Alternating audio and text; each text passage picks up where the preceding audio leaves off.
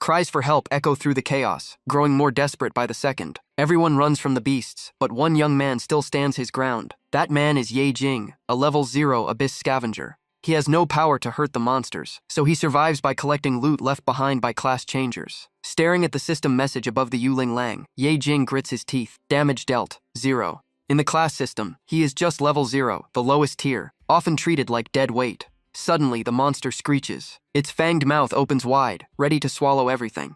Refusing to die so easily, Ye Jing pulls out a wooden shield and roars, ready to risk it all. But the crude shield is useless. One swipe from the beast shatters it instantly. Ye Jing is struck as well. His already wounded body is torn open again. He feels like he has reached his limit, but at that exact moment, his blue eyes flash with a strange light. It is not light from outside, but pure willpower. Ye Jing roars, grips a wooden stick, and stabs forward. The system chimes. For the first time, he deals damage to the Yuling Lang. 1 point. The scene shifts, returning to a sunny day in City G. The location is an abyss gate inside the city. Without hesitation, Ye Jing rushes straight inside. Holding a crystal box, he continues his usual job. Ye Jing is an abyss scavenger. A few coworkers move with him. One teases him for being too slow. Setting the box down, Ye Jing calmly explains his job is to sort leftover loot after the combat team finishes. He carefully wipes each crystal. Even scraps are tightly controlled. Management does not want resources falling into civilian hands. A single crank crystal is worth over 50,000 yuan.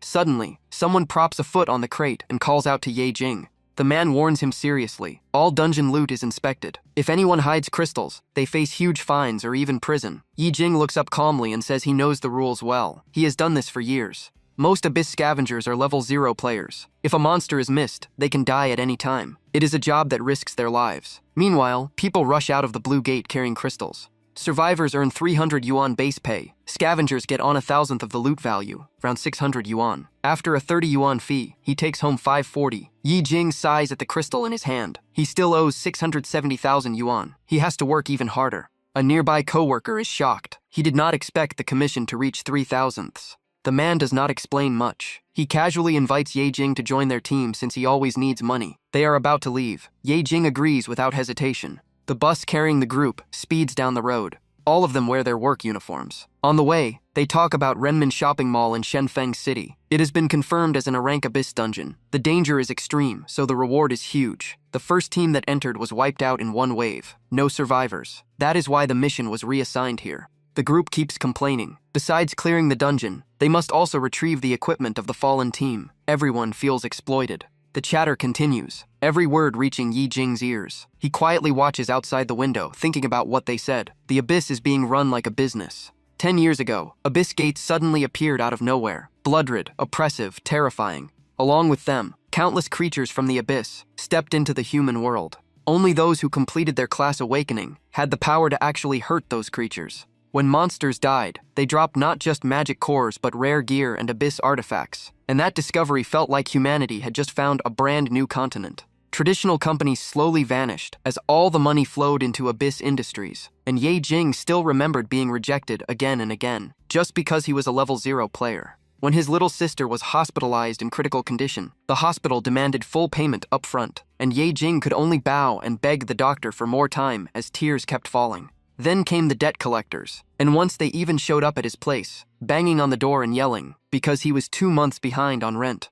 Mockery and cold stares followed him everywhere, and in everyone's eyes he was nothing but a useless failure. A young man just stepping into adulthood was forced to survive under brutal pressure, and for level 0 players who couldn't awaken, society had already labeled them as trash. At his lowest point, a hand suddenly reached out to him, holding a business card that advertised instant cash loans. The owner of the card walked over and calmly asked if he needed money. Then the man said the most valuable collateral he had was his body, including his organs, and even knowing it was a trap, people pushed to the edge rarely refused that slim chance. Thinking of all that, Ye Jing finally pulled himself out of those heavy memories and let out a quiet sigh. Meanwhile, the people on the bus had moved on to gossips about someone who borrowed 1 million yuan in high-interest loans and lost it all in a failed investment. Hearing that, Ye Jing quietly lowered his cap to hide his pale face, as they continued talking about how the guy also had a sick sister with massive daily hospital bills. The bus was getting closer to the destination, but the chatter didn't stop, and some even said living like that was the same as suffering for life.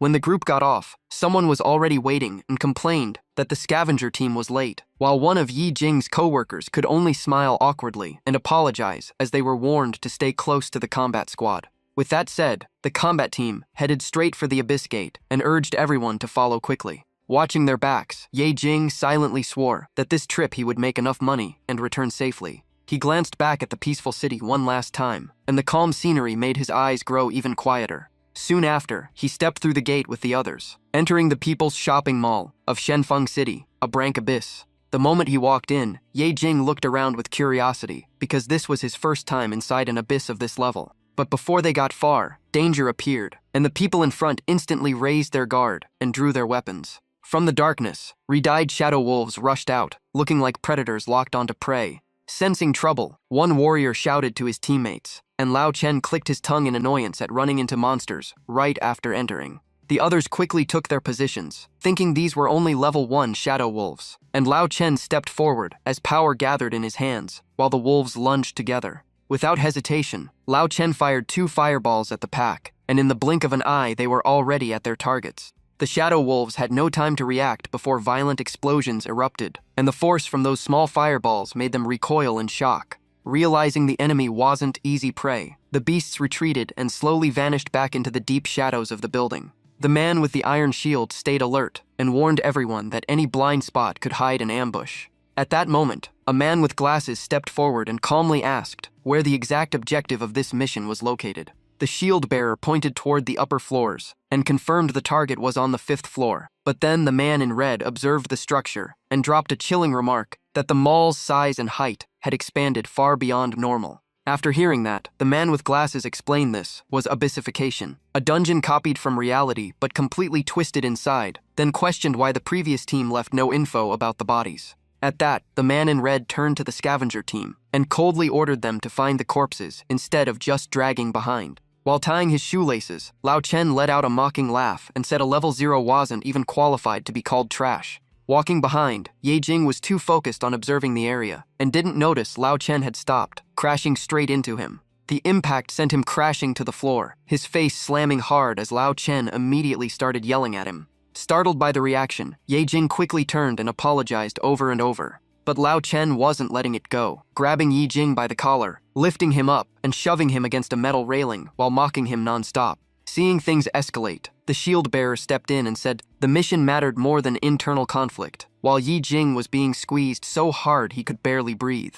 Even after being stopped, Lao Chen still stared at him with pure disgust. In the end, he let go but warned Ye Jing to stay far away from him. Lying on the ground, Ye Jing silently picked up his fallen cap and cursed under his breath as Lao Chen kept complaining about this so-called professional lineup.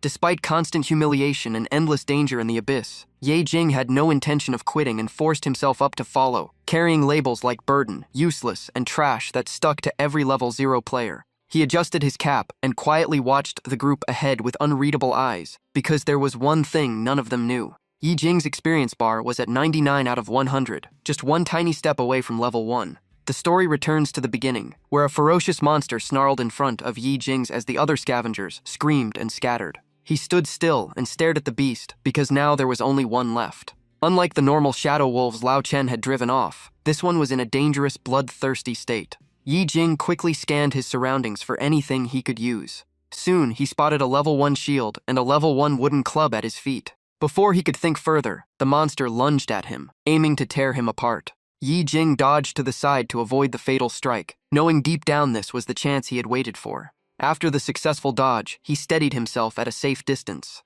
The shadow wolf turned around, its red eyes locking onto him again. Taking a deep breath, Ye Jing leapt forward with both the shield and club raised high. The moment he closed in, he slammed the club down on the monster's head, with all his strength, shouting as the impact echoed through the room. He thought that blow would finish it, but a cold notification appeared before his eyes showing damage dealt was 0. Ye Jing froze in disbelief as distant scavengers shouted that it was no surprise he would die sooner or later since only awakened players could hurt monsters. He said nothing, replaying that strike in his mind, because he understood those rules better than anyone. Then his status panel appeared. Name Ye Jing, level 0, strength 1, agility 1, intelligence 1, constitution 1, luck 1. The monster gave him no time to think, forcing him to keep dodging while his bag was tossed aside. And with stats this pathetic, he couldn't even break the defense of the weakest beast. Grinding his teeth until they creaked, Ye Jing felt the cruelty of reality more clearly than ever. He used a nearby pipe as leverage and launched himself into the air.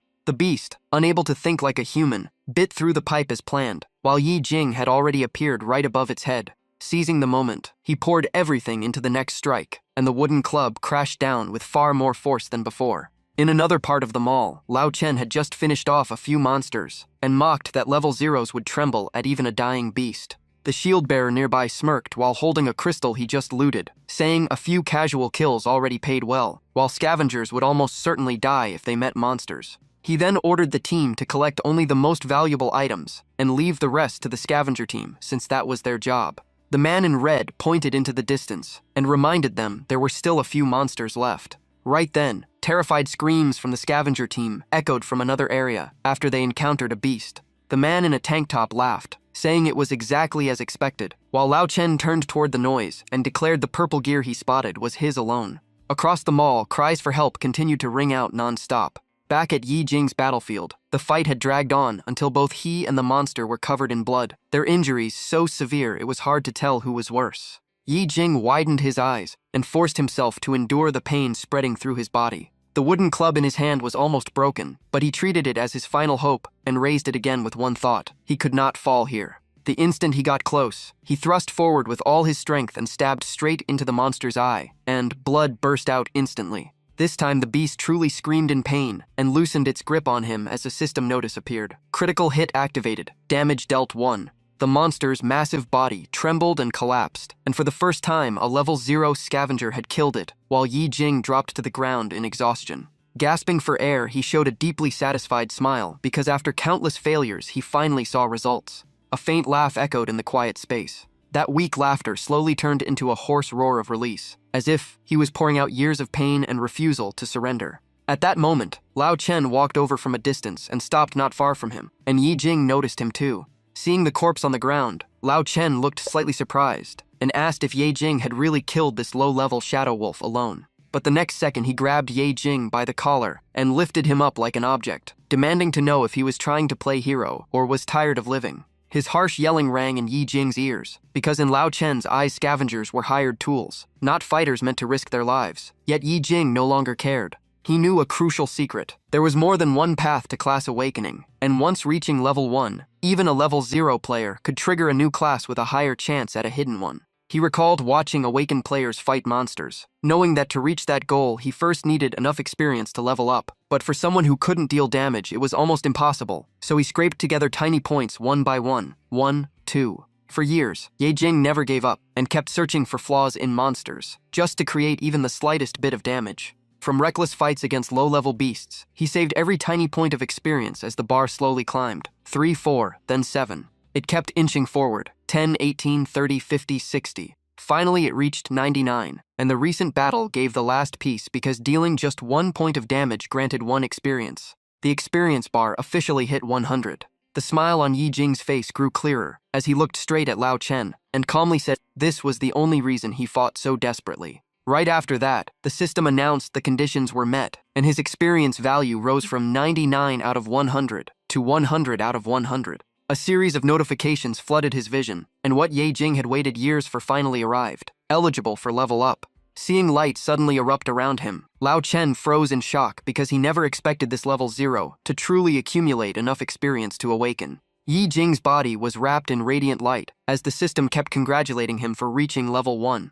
After a few seconds of darkness, his class awakening result appeared. New class, Corpse Collector Scavenger, and even Ye Jing froze at those words. Even Lao Chen stood there, stunned for a few seconds. But soon, the shock on his face turned into amusement. Lao Chen burst into laughter, laughing so hard tears came out because to him struggling to awaken only to stay a scavenger was a complete joke. Still laughing, he patted Ye Jing's shoulder and said the most precious chance of his life only changed the job title, which in his eyes was the perfect match for someone so low. Suddenly, Lao Chen stopped laughing and coldly announced that the other scavengers were all gone, and from now on, Ye Jing would handle the cleanup alone. After saying that, he turned and walked away, even calling the others over to share the hilarious story he had just witnessed. Yi Jing lowered his head and looked at his blood-covered hands, unsure whether it was his blood or the monster's, and wondered if the corpse collector scavenger was truly that weak. Yet mockery like this could not break him, though he noticed this level 1 class did not grant bonus stats like others.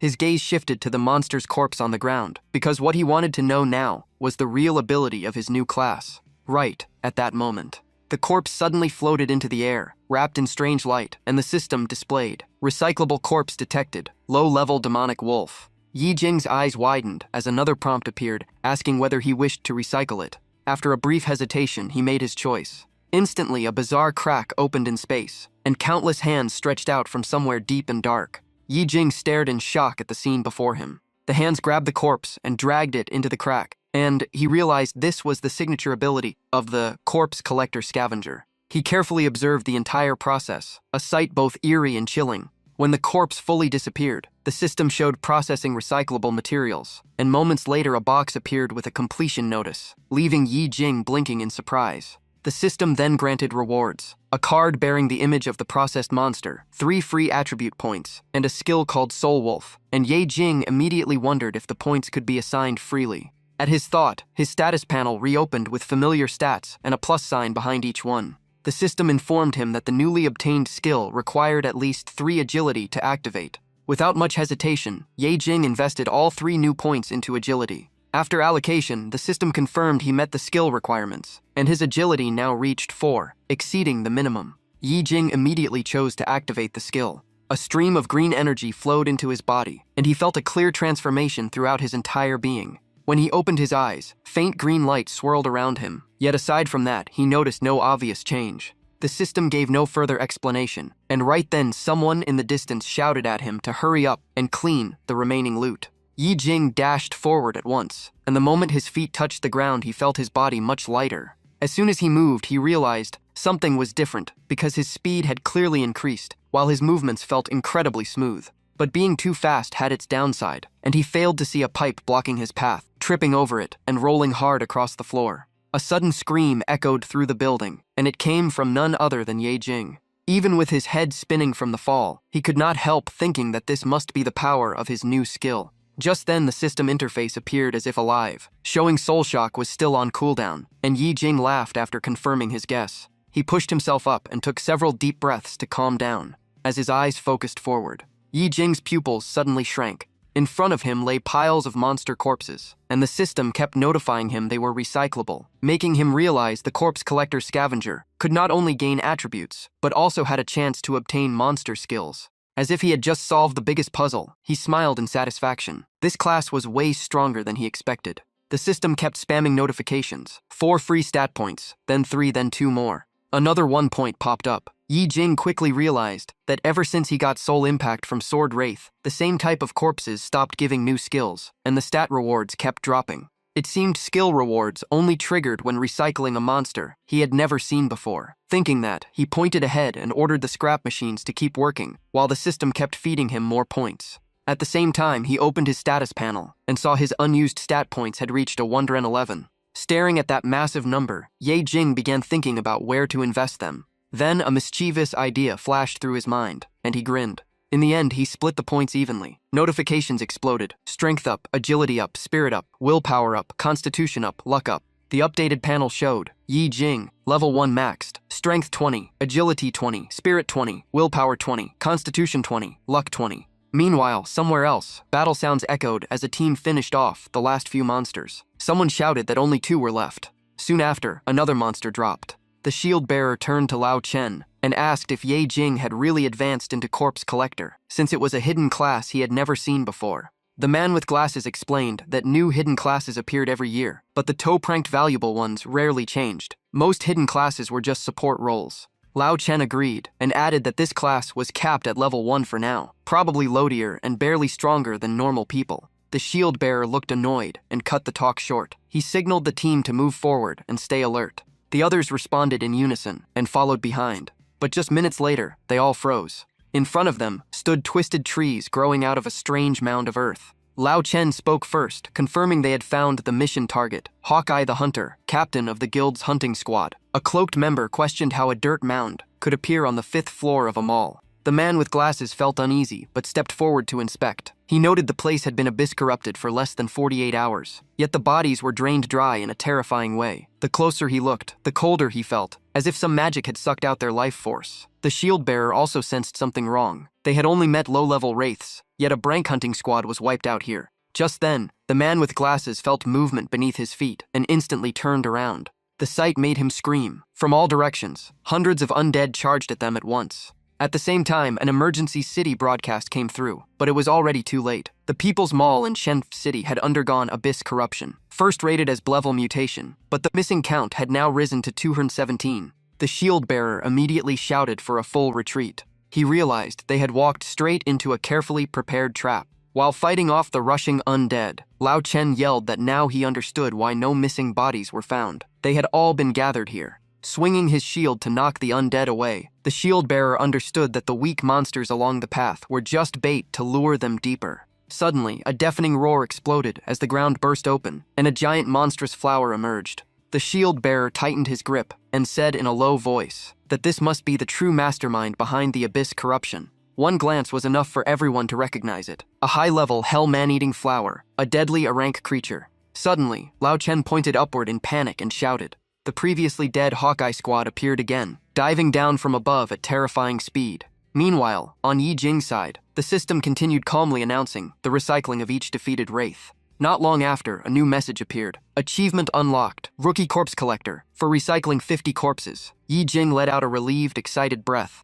Then the system announced an additional reward, instantly sparking his curiosity. The reward was revealed. A level 1 common dagger. Yi Jing stared at it for a few seconds. The requirement was only level 1, and he almost laughed. Even the achievement reward fit the scavenger vibe perfectly. Suddenly, a strange sound echoed from behind him. The noise grew clearer in the silent space. Sensing danger, Ye Jing spun around. A monster was charging straight at him. For a split second, he froze. But his upgraded body reacted fast, dodging the sneak attack in time. His agility test was proven with a perfect evade. After escaping, Ye Jing let out a sharp breath and cursed under his breath. That scare almost made him think he was dead. Then he realized how different his body felt. Lighter, faster. The stat points were clearly working. Clenching his fist, Ye Jing felt raw power flowing through him. The monster gave him no time to think and lunged again. Strangely, every movement of the creature felt slow and readable. Yi Jing tilted his body aside, letting it crash past him and slam both hands into the wall. Seizing the chance, he grabbed its arm and hurled it away.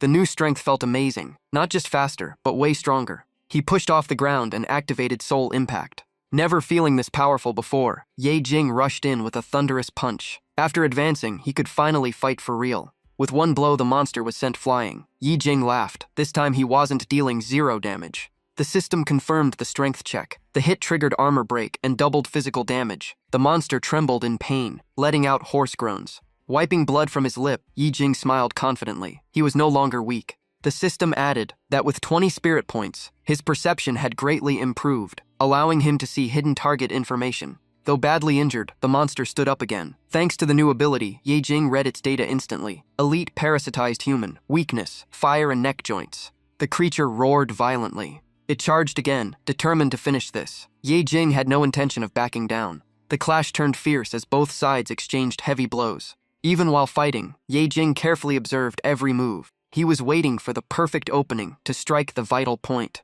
After testing it for a while, he confirmed the neck was the kill spot. He decided to use Sword Card. The blade formed in his hand. Yi Jing stabbed straight into the back of its neck. Luck effect and common dagger triggered together, causing bleed. The monster froze briefly. The plant-like parasites on its body began cracking and falling apart. The system confirmed the elite parasitized human was eliminated. Its heavy body collapsed to the ground. Blood splattered everywhere, staining both the sword and Yi Jing's hand red. But with 20 constitution, the toxins in the blood were instantly neutralized. Looking at the sword, Ye Jing couldn't hide his satisfaction. This was the first monster he had killed with his own hands. The system offered the option to recycle the parasitized human's corpse. Yi Jing accepted without hesitation.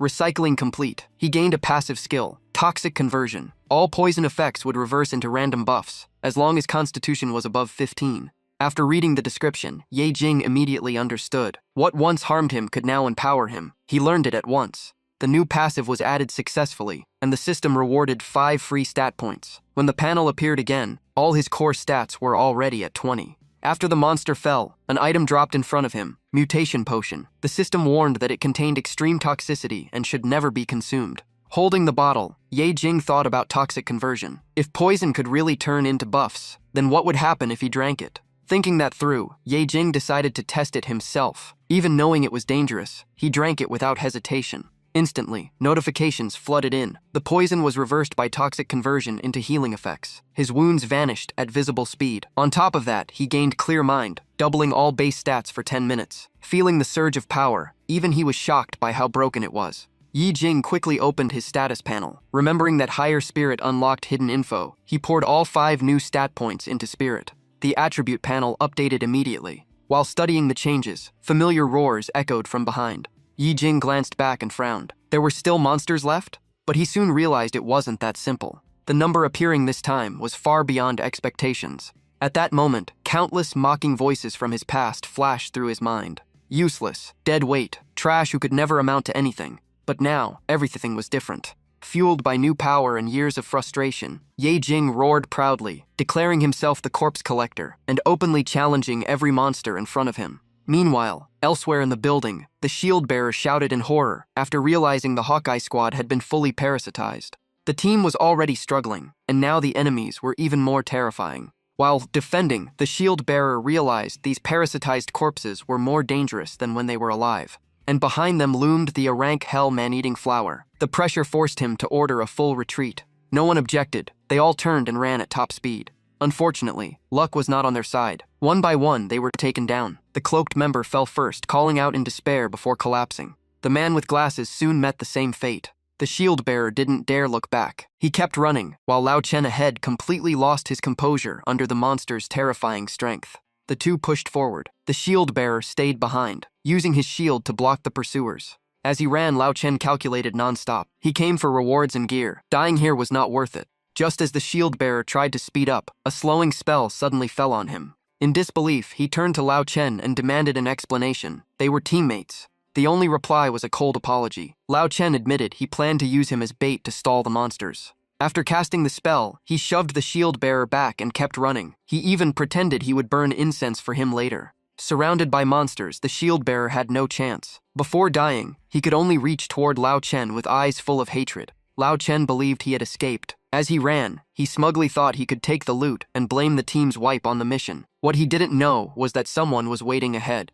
Suddenly, a scream rang out. Lao Chen fell hard to the ground. When he looked up, Ye Jing was standing in his way. His eyes widened in disbelief. Ye Jing was nothing like the weak man who entered the mall earlier. His gaze was cold and oppressive, looking down like a superior. Lao Chen instantly recognized the man he once looked down on. Then his eyes shifted to the undead gathering behind Ye Jing, and fear gripped him. Forcing himself up, Lao Chen stared at Ye Jing and guessed that everything happening here was connected to him. Even at a disadvantage, Lao Chen plotted to eliminate Ye Jing. If Ye Jing survived and reported this, he would be finished. So he began provoking him. To Ye Jing, he looked like a clown struggling to survive. Lao Chen tempted him with talk of power and tried to push him toward becoming monster bait. The moment he finished speaking, Lao Chen kicked hard to knock Ye Jing down. But Ye Jing stood like a steel wall, unmoving. The system displayed. Strength check failed. The attack had no effect and even rebounded back. The rebound sent Lao Chen flying backward. He slammed onto the ground, screaming in pain, having no idea what just happened.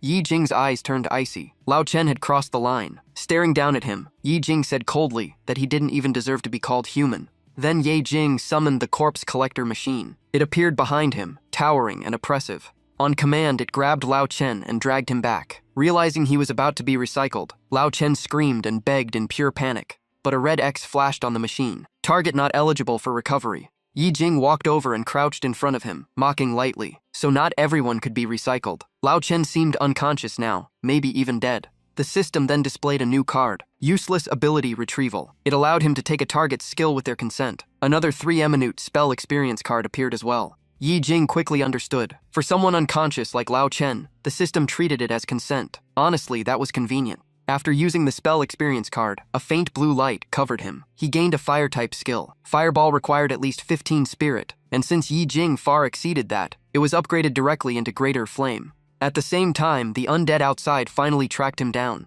They crowded in like starving beasts. The glass doors would not hold for long. Yi Jing decided to test the new skill. He recalled how the mage had cast it before and tried to mimic the feeling. Without overthinking, he hurled the fireball into the center of the horde. A massive explosion followed. The blast shook the entire mall floor. When the dust settled, only Yi Jing stood in the ruined area. But instead of celebrating, he grabbed his head in regret. The monsters were blown to pieces before he could recycle them. Just then, a dual-blade undead lunged at him from behind. Even distracted, Yi Jing's awareness never dropped. He dodged the lethal strike by a hair. The two faced off directly, ready for a real fight. Yi Jing's expression turned completely serious. He relied on speed to evade the relentless slashes. He countered with his sword, but each strike was blocked or matched. After a few exchanges, Yi Jing realized his close combat experience was still lacking. A quick kill would not be easy. In that moment, his eyes shifted to the corpse collector machine, still processing bodies nearby. Among them was the fallen shield bearer. After a brief thought, Yi Jing decided to turn that leftover strength into his own resource.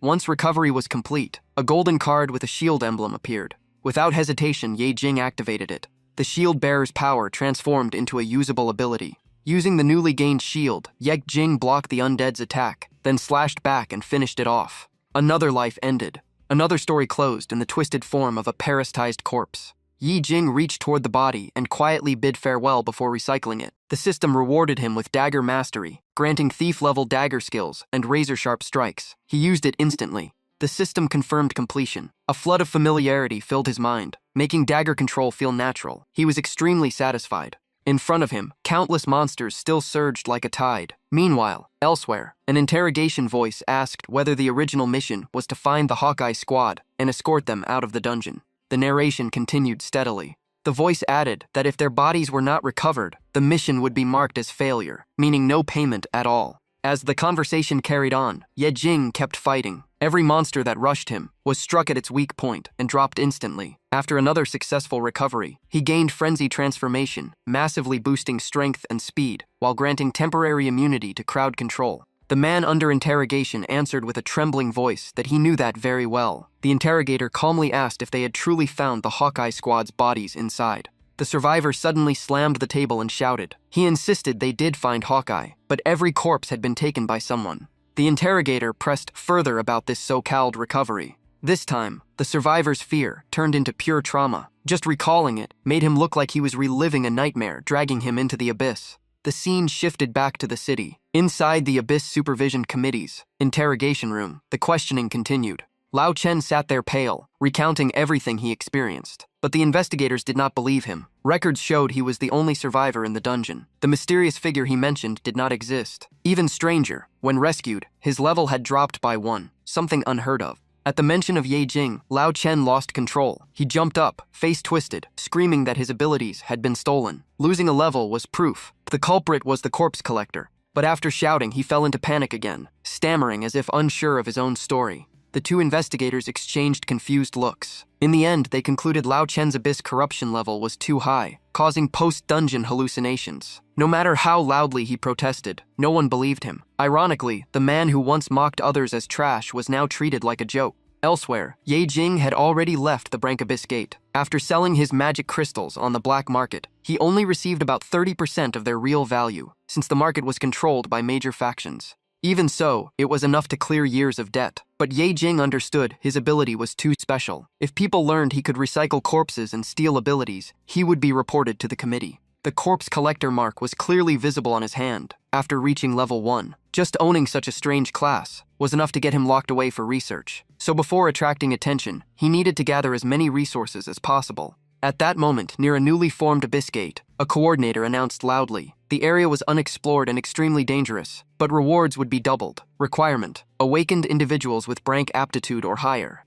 Yi Jing pushed forward and pointed at himself, asking if he qualified. The coordinator looked at him and asked for his class and level. Without hesitation, Yi Jing raised his mark and loudly introduced himself as level 1 corpse collector. Laughter erupted everywhere. Even the coordinator mocked him. In their eyes, a trash picker claiming to be a class changer was ridiculous. He belonged in a garbage zone, not here. Yi Jing frowned slightly when grabbed, but he was not angry. This was part of his plan. The weaker he appeared, the less attention he drew. If assigned to logistics, he could quietly recycle corpses in the back. Just as things grew tense, a cold female voice ordered the man to let go. The moment he saw her, his expression changed. It was Liu Qingran, heiress of the Liu family and owner of the Divine Chosen class. Liu Qingran stepped forward and calmly declared that her team had one slot left, and Ye Jing would join them. Whispers spread instantly. She was a rising star of the Grand Legion Guild, said to be favored by the gods. The coordinator hesitated, pointing out Ye Jing was only level 1 with no certification. Before he could finish, Liu Qingran cut him off. New or old did not matter to her. Even if everyone was level 1, it made no difference. In her eyes, the rest were trash anyway. One sentence completely changed the coordinator's attitude. From mocking to respectful in seconds, he agreed to everything she said. After all, this place belonged to the Liu family. Standing beside her, Ye Jing quietly sighed in relief. Without her stepping in, his profit plan would have ended right there. The moment he finally relaxed, Ye Jing noticed Liu Qingran had been staring at him the whole time. His guard went up instantly, yet the more he looked at her, the more she felt familiar. After a brief pause, an old memory surfaced from 2 years ago. Back then, Liu Qingran was cornered by a beast, and Ye Jing stepped in with nothing but a tree branch. He aimed for the weak spot and drove it straight into the monster's throat. The fatal strike dropped it on the spot. Once she caught her breath, Liu Qingran asked if he was from a recovery squad and how he killed it. But Ye Jing barely listened, celebrating like crazy because he had just earned his first experience point. After calming down, he awkwardly asked if she was hurt, while she muttered that she had only heard rumors about leveling this way. She stared at him, confused, and asked why he would risk his life just for experience. Ye Jing answered simply, it was for money, while she pressed on, and he just stared at the fallen magic cores, knowing they were not his. Only then did he say someone like her would never understand how hard life is for the weak. He shot back a question, asking why she ran alone into such a deadly area and what she was trying to prove. Liu Qingran replied without hesitation that she wanted to grow stronger and be the first to clear that place. That phrase caught his attention, but instead of explaining, she asked what his real goal was. Ye Jing said he wanted enough power to protect his family, and that answer stayed with her long after. He simply told her his name. She reached out her hand, introduced herself as Liu Qingran, and even invited him to join her team someday.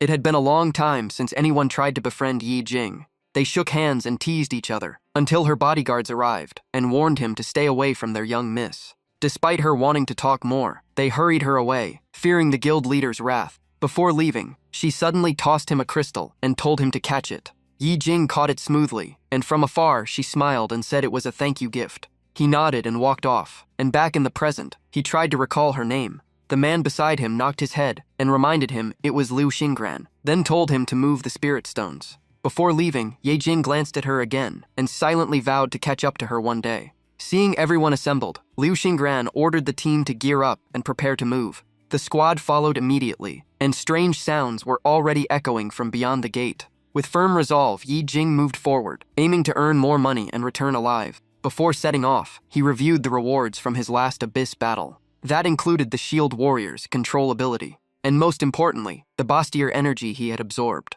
He also still had the Man-Eating Flower ability card, and several rare skills he had collected. Thanks to his balanced hexagon stat build, Ye Jing had almost no clear weakness, and every total stat had already passed 100.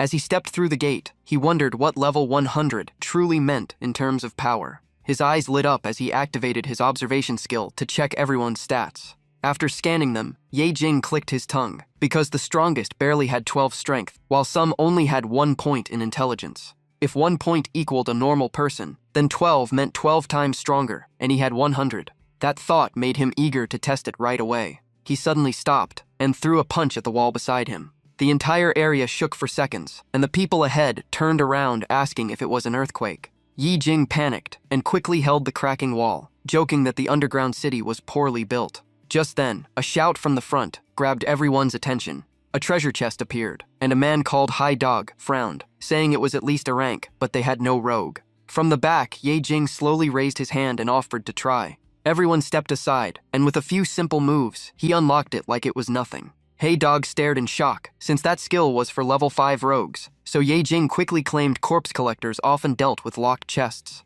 Hey Dage did not question further, stored the loot, and said rewards would be split after the mission. As they moved on, Ye Jing suddenly told the guide to stop, because something felt off ahead. Without explaining, he picked up a stone and hurled it forward. Instantly, spikes shot out from both walls, revealing a deadly trap. The girl stared at him in disbelief, wondering how a level 1 could detect that.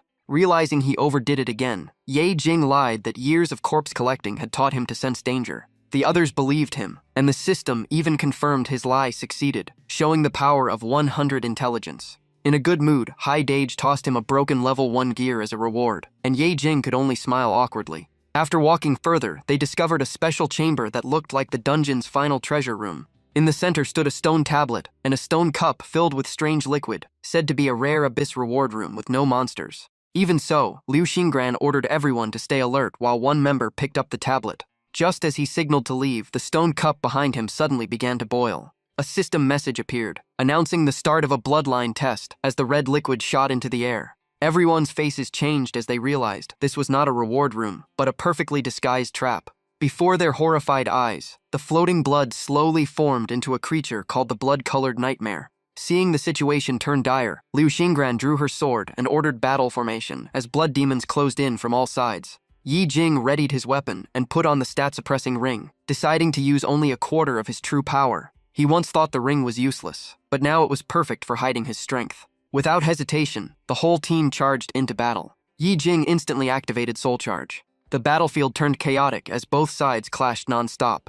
With a single strike, Ye Jing took down his target. That performance drew even more attention from Liu Xingran. She glanced briefly in his direction. Then she moved again, cutting down the monsters in her path. One teammate shouted in surprise, saying the creatures shattered too easily. But his face turned pale when he saw them slowly reforming. Worse, the blood-colored nightmares were taking on human shapes, copying abilities as they fought, and growing stronger each second. Still, he did not care and sliced one's head clean off. A female teammate even laughed, saying the copy looked pretty accurate. But in the next second, the severed head regenerated instantly. The man froze in horror. The blood nightmare countered with a powerful slash no one expected. His arm was cut off on the spot, blood spraying everywhere as the team panicked. Seeing his pain, the monster rushed in again. It was clearly going for the kill. Just as the sword was about to fall, the creature suddenly froze. Liu Xingran appeared above it and sealed it in ice, coldly mocking her teammate's weakness. She gave it no chance to resist. With one crushing move, she shattered the frozen blood nightmare completely.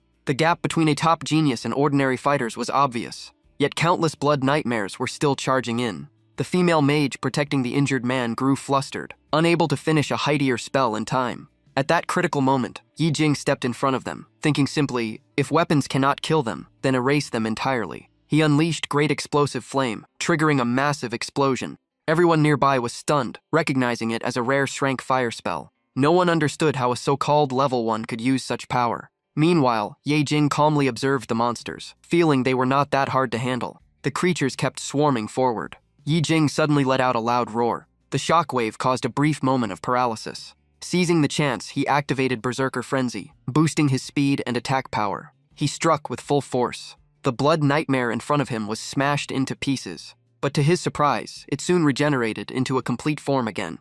The female mage looked toward the evolving creature in the distance, sensing something terribly wrong. Someone screamed in fear after realizing the monster's rank had reached king tier. Yi Jing instantly understood. The blood-colored nightmares had copied his stats and evolved into a king. The fully formed giant monster immediately launched an attack. With a single blow, the ground split apart. Watching its power, Ye Jing realized its stats were nearly equal to his own. At that moment, Liu Xingran stepped forward and told him to fall back. Her eyes locked onto the Blood Nightmare King, believing this opponent was hers to defeat. After saying that, Liu Xingran stepped forward to fight. She accelerated and rushed straight onto the giant body of the monster. The sword in her hand moved instantly. A sharp slash came down without hesitation. The battle turned intense as she searched for chances to freeze it. From below, Ye Jing reminded her about using an ice domain to control it. But the Blood Nightmare King was almost immune. It suddenly shifted its focus to Liu Xingran. The counterattack came too fast for her to react. Her sword was knocked away. Luckily, she dodged the killing blow and pulled back. For the first time, Liu Xingran felt true helplessness. She remembered her bodyguards warning her that the abyss energy felt abnormal. Back then, she did not even understand fear. Her only goal was to conquer the end of Seven Black, yet compared to her siblings, she was still far behind. The gap between them had grown so wide, she could only watch their backs. That very thought pushed her forward. If she could not pass this abyss, she did not deserve the Liu name. A streak of icy swordlight tore through the air. Every eye on the battlefield focused on her. Then Liu Xingran summoned something special. It was the Icebone Banner, boosting all allies within 30 meters. when the banner pierced into the ground. Frost spread everywhere, freezing the area, including the blood nightmare. The enhancement effect activated instantly. Ice naturally countered blood-based creatures, and sealing it would reduce the threat. Seizing the moment, she leaped into the air and unleashed a powerful strike at its head.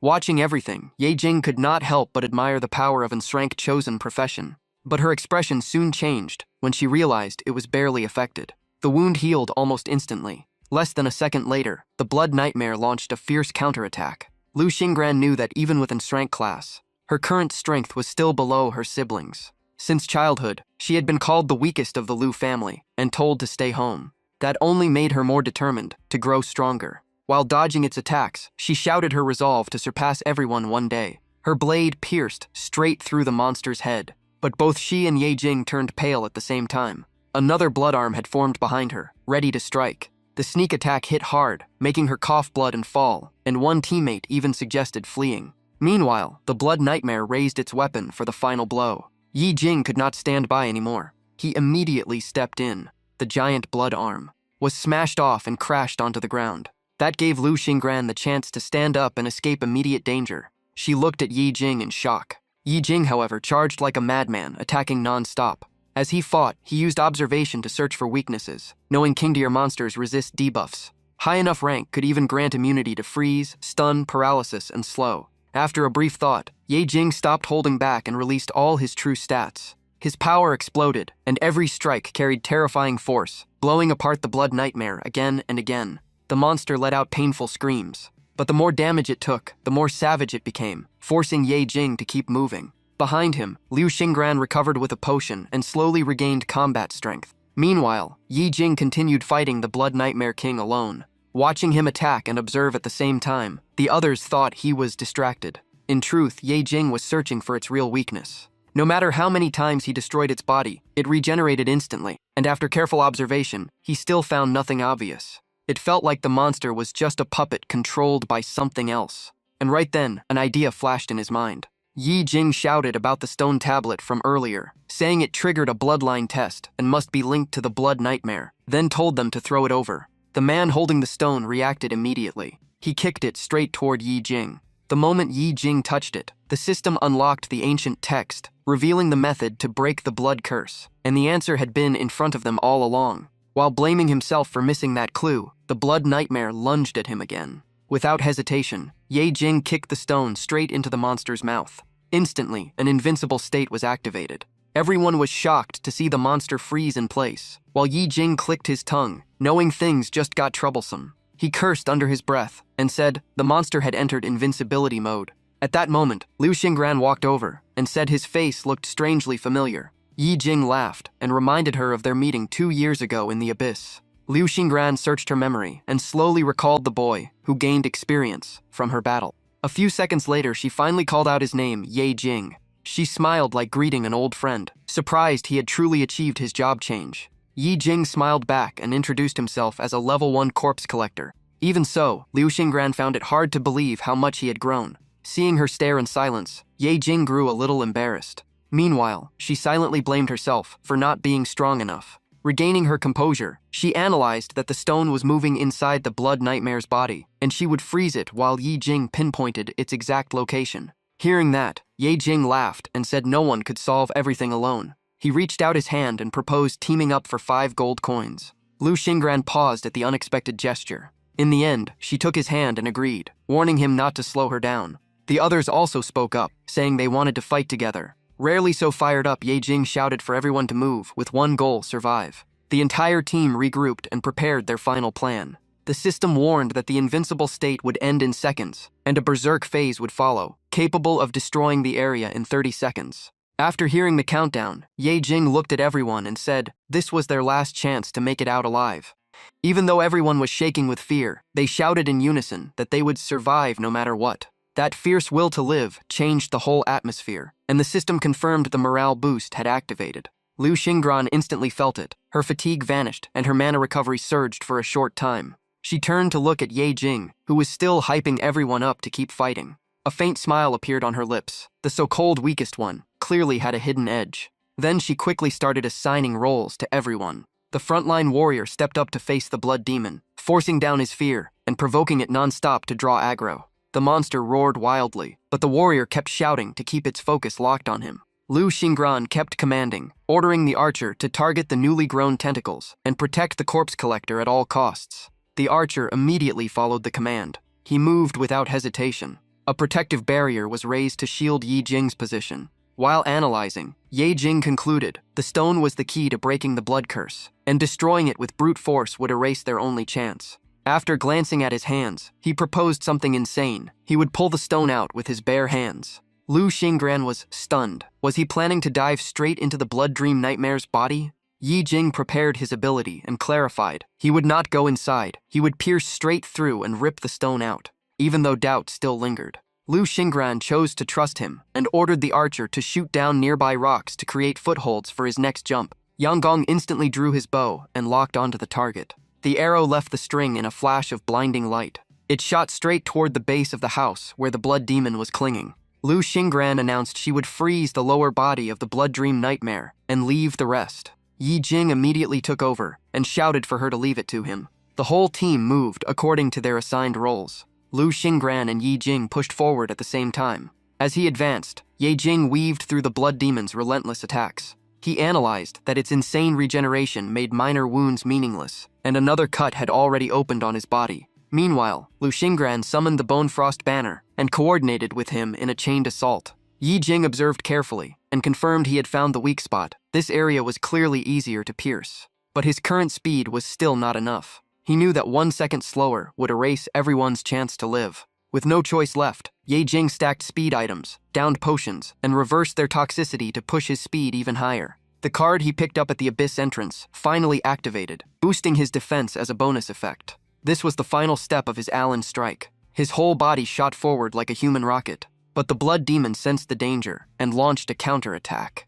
Yi Jing twisted midair to dodge, cursing under his breath. Everyone below held their breath in silence. Dodging at such speed made him lose control, and he was blasted far away. Blood spilled from his lips as his vision darkened, and that familiar sense of failure crept back in. He mocked himself. Maybe a weakling like him should have known his place. But in the next instant, despair was replaced by an unbreakable will. He immediately activated his retrieval ability. The target was selected, and it was himself. In the next second, the corpse collector machine appeared and sucked Yi Jing inside, creating a bizarre scene. Even the blood demon froze, while Lu Xingran and the others stared in shock. The system quickly announced that living beings could not be retrieved. Operation failed. Yi Jing had been waiting for that exact message. He poured in the last of his strength. The corpse collector machine switched to forced ejection mode and launched him straight toward the blood demon. The terrifying propulsion created crushing pressure and smashed the monster's body apart. Taking that chance, Ye Jing grabbed the target stone and confirmed he had it. Without the controlling object, the blood demon collapsed instantly. Yi Jing looked at the stone and read the ancient carvings on it. The system immediately announced that the blood trial was complete. Everyone there was still frozen, not understanding what just happened. Even Lu Xingran could not believe it. Had they really won? After a few seconds of silence, the whole group burst into cheers. Their rising power made them so excited they almost jumped. Lu Xingran was shocked to find she had leveled up. Only Yi Jing had no level-up light. The system said he had hit his limit and failed to advance. At that moment, from the remaining blood mass of the blood demon, a dazzling item appeared. Valuable cards floated up into the air one after another. Everyone rushed to grab them, and the card in front of Ye Jing showed Attack 88, with a level 10 requirement. He suddenly remembered that his own limit was still stuck at level 1. Seeing so many rewards he could not use felt like standing before treasure he could never touch. Lu Xingran walked over and sincerely said the biggest credit belonged to him, so he should decide how to distribute the loot. After a few polite refusals, Yi Jing leaned closer and quietly asked her for a favor. Outside the gate, nearly 100 bodyguards were already waiting to launch a rescue. But right then, Lu Xingran's group walked out of the gate safely. Seeing her unharmed, the lead bodyguard teared up and called out to Miss. Cheers erupted, praising her for conquering the abyss once again. Surrounded by her people, Lu Xingran proudly declared there was nothing she could not do, while her teammates waved goodbye and promised to keep the secret. IMS. Thinking back before leaving the gate, Ye Jing had hesitated and asked her, with the size of the Lu Corporation, money should not be a problem, right? He pointed at the loot cards and offered to sell them all at a discount, and though stunned by the number, Lu Xingran agreed immediately. He then seriously told her to act as if he never existed and let everyone believe she cleared the abyss alone. Liu Xingran could only stand there, completely confused. After getting her agreement, Ye Jing casually turned away and told them to go first, saying he would quietly disappear on his own.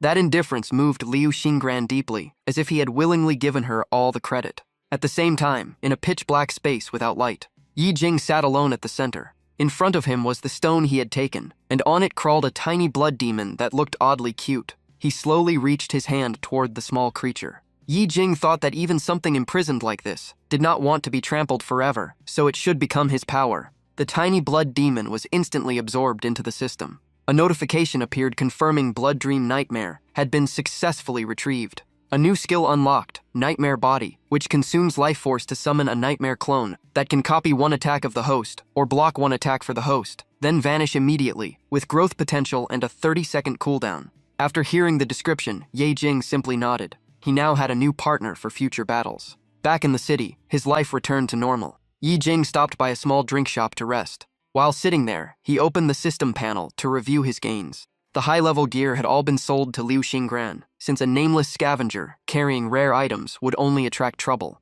So instead of regret, he felt relieved. The dull gray items in his hands would not catch anyone's eye. In his view, this pile of scrap probably could not even be sold. Absent-mindedly, his finger brushed the retrieve function. The system instantly said, "Equipment retrieved and 1 BP gained," and Ye Jing jolted in shock. His calm face twisted when he realized he had just destroyed the item. A stream of info explained that retrieving equipment meant dismantling and refining it into BP, a universal resource for upgrading, repairing, or crafting, and the system immediately assigned him a quest to fix his basic dagger. Ye Jing took out the familiar dagger, and after non-stop battles, its durability had dropped to 0. He quickly operated the system, and with the extra 4 BP he had, he dismantled a few more useless weapons. The results stunned him. The dagger was fully repaired, and even gained higher durability and attack. A familiar smile appeared on his face. Even trash gear could become valuable if polished long enough. After finishing the quest, the system offered 2 rewards, a beginner mana potion blueprint or 2 random stat points, and he chose the potion recipe. Thinking about real adventurers, Ye Jing knew stats were not urgent, because in the abyss, the real danger was running out of mana before even meeting the boss.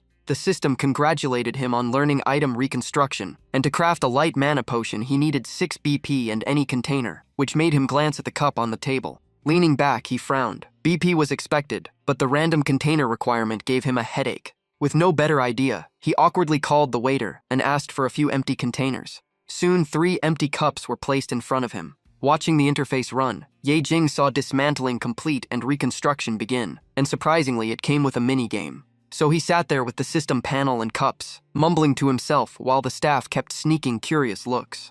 After some trial and error, he finally crafted 5 finished products. Holding the first cup, he chuckled. It looked weird, but usable was all that mattered. After 1 sip, the system confirmed he had obtained a light mana potion. The effect was solid, though the taste was like a strange mixed fruit drink. His mana quickly refilled and the fatigue faded, leaving Ye Jing deeply satisfied.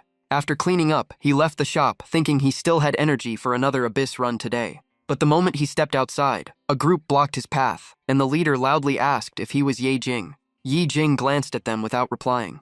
The man sneered, saying that in just a few days his aura had completely changed. He mocked that maybe scavenging corpses had brought him some lucky treasure, since they had been searching for him non-stop. Ye Jing finally spoke, saying he had repaid both debt and interest and wanted no more trouble. The man refused to let it go, reminding him that while the debt was cleared, the labor contract still stood, and a corpse scavenger should know his place. He kept taunting, claiming Ye Jing was putting on airs after a slight change. Then he deliberately knocked Ye Jing's cup to the ground. Acting like the victim, he accused Ye Jing of spilling his drink and emphasized the gap between ordinary people and a high-rank class holder. The lackeys behind him cracked their knuckles, clearly waiting for this chance. Ye Jing stayed silent, calculating fast, knowing class holders were forbidden to use abilities outside the abyss, unless officially authorized. The leader kept humiliating him, ordering him to pick up every pearl on the ground and lick the spilled milk tea clean. He even pretended to be generous, saying this kind of job suited a corpse scavenger like Ye Jing, and Ye Jing's eyes instantly turned cold as he refused. The man flew into a rage and rushed forward to attack. But before he could move, a voice cut in and told him to step aside. The one who appeared was Rodrigo Seiza, a member of the Shrank Guild Blood Oath. He grabbed the troublemaker by the collar and asked if he had gathered enough people, and the man immediately stammered that they were short one. Seiza asked where the last person was. After scanning the area, his gaze landed on Yi Jing, and he said he had been chosen. Someone nearby quickly reminded him that Yi Jing was just an ordinary corpse scavenger. Yi Jing calmly looked at Seiza without saying a word. While the others tried to flatter him, Seiza bluntly stated the purpose. He needed a human shield for a Blood Moon Abyss expedition, and strength did not matter. The moment Yi Jing heard Blood Moon, his attention sharpened. This was a special period when Abyss beasts went berserk, and dangerous mutations appeared. But the rewards also skyrocketed, from drop quantity to the quality of magic crystals. To Ye Jing, this was a goldmine, and he agreed immediately. Seiza nodded in satisfaction and praised him for making a wise choice. Then he called his subordinates over. At that moment, Ye Jing suddenly heard a disgustingly familiar voice behind him. The man stared at him like he had seen a ghost. He stammered, still too shocked to finish a sentence. Before he could speak, Yi Jing's fist smashed into his face and cut him off. The sudden clash left everyone around confused, and someone impatiently demanded an explanation. Yi Jing and Lao Chen moved to a quiet corner with no one around.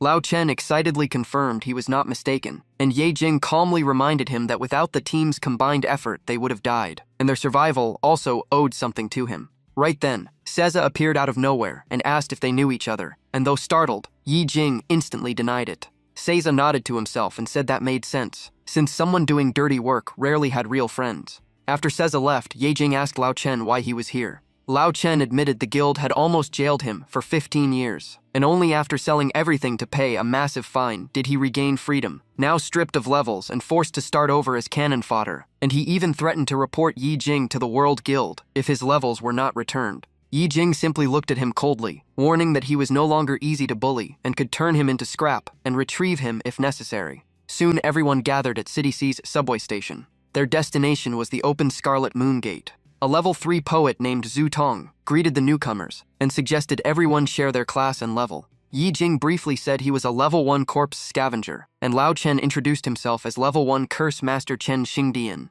Zhu Tong patted Yi Jing's shoulder and laughed, saying they were all bottom tier anyway, and here to trade their lives for money, which made Yi Jing certain this was a true suicide squad. Zhu Tong then introduced the others and proposed choosing a captain, believing himself suitable as the highest level present. Lao Ju, a level 2 healer, agreed first, and Lao Zhang, a level 3 warrior, also had no objections. Just then, Seiza arrived and outlined the plan. Besides 6 core Blood Oath teams, there would be 5 temporary members. And despite the mockery, he bluntly said their role was to lower casualties for the main force. Ignoring the laughter, he explained that Scarlet Moon was a labyrinth type, abyss full of traps and mechanisms, and their job was to scout, locate the boss room, and relay all information back. He had zero expectations for their combat power. If they saw monsters, just run. But before entering, he warned them that to get paid at least one person had to return alive, and if only one survived, that person would take all the reward. Hearing that, Lao Zhu suddenly coughed hard. When asked, he looked at the gate and said he had no choice. 4 daughters were waiting at home for him to bring money back.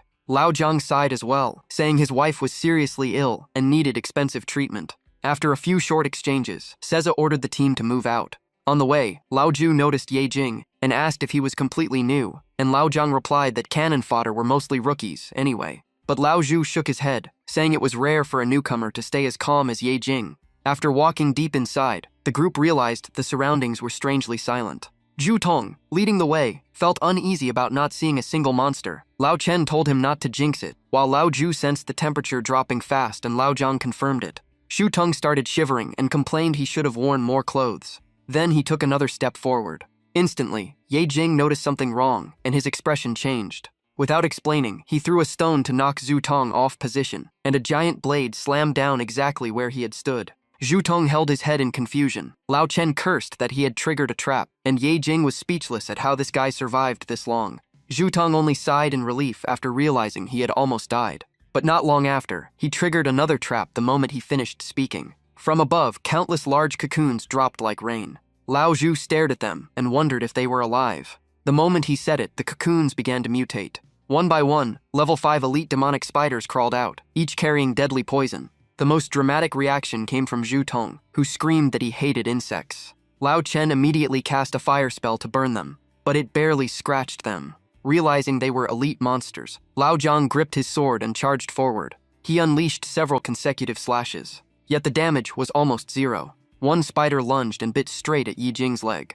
The moment it touched him, it was crushed into minced flesh. Yi Jing muttered that it looked disgusting, and Lao Chen snapped that he was showing off his special ability. Right then, the system notified that demonic spiders were eligible for retrieval. Yi Jing confirmed instantly and gained 1 skill point. A skill card appeared, allowing weapons to inflict a poison effect, lasting 65 seconds after dealing damage. Seeing this, Yi Jing understood that retrieval could grant not only classes or skills, but also enhancement techniques. Meanwhile, Lao Zhang was struggling, shouting for Yi Jing to fall back, but Yi Jing calmly drew his dagger, activated the poison effect, and stepped forward.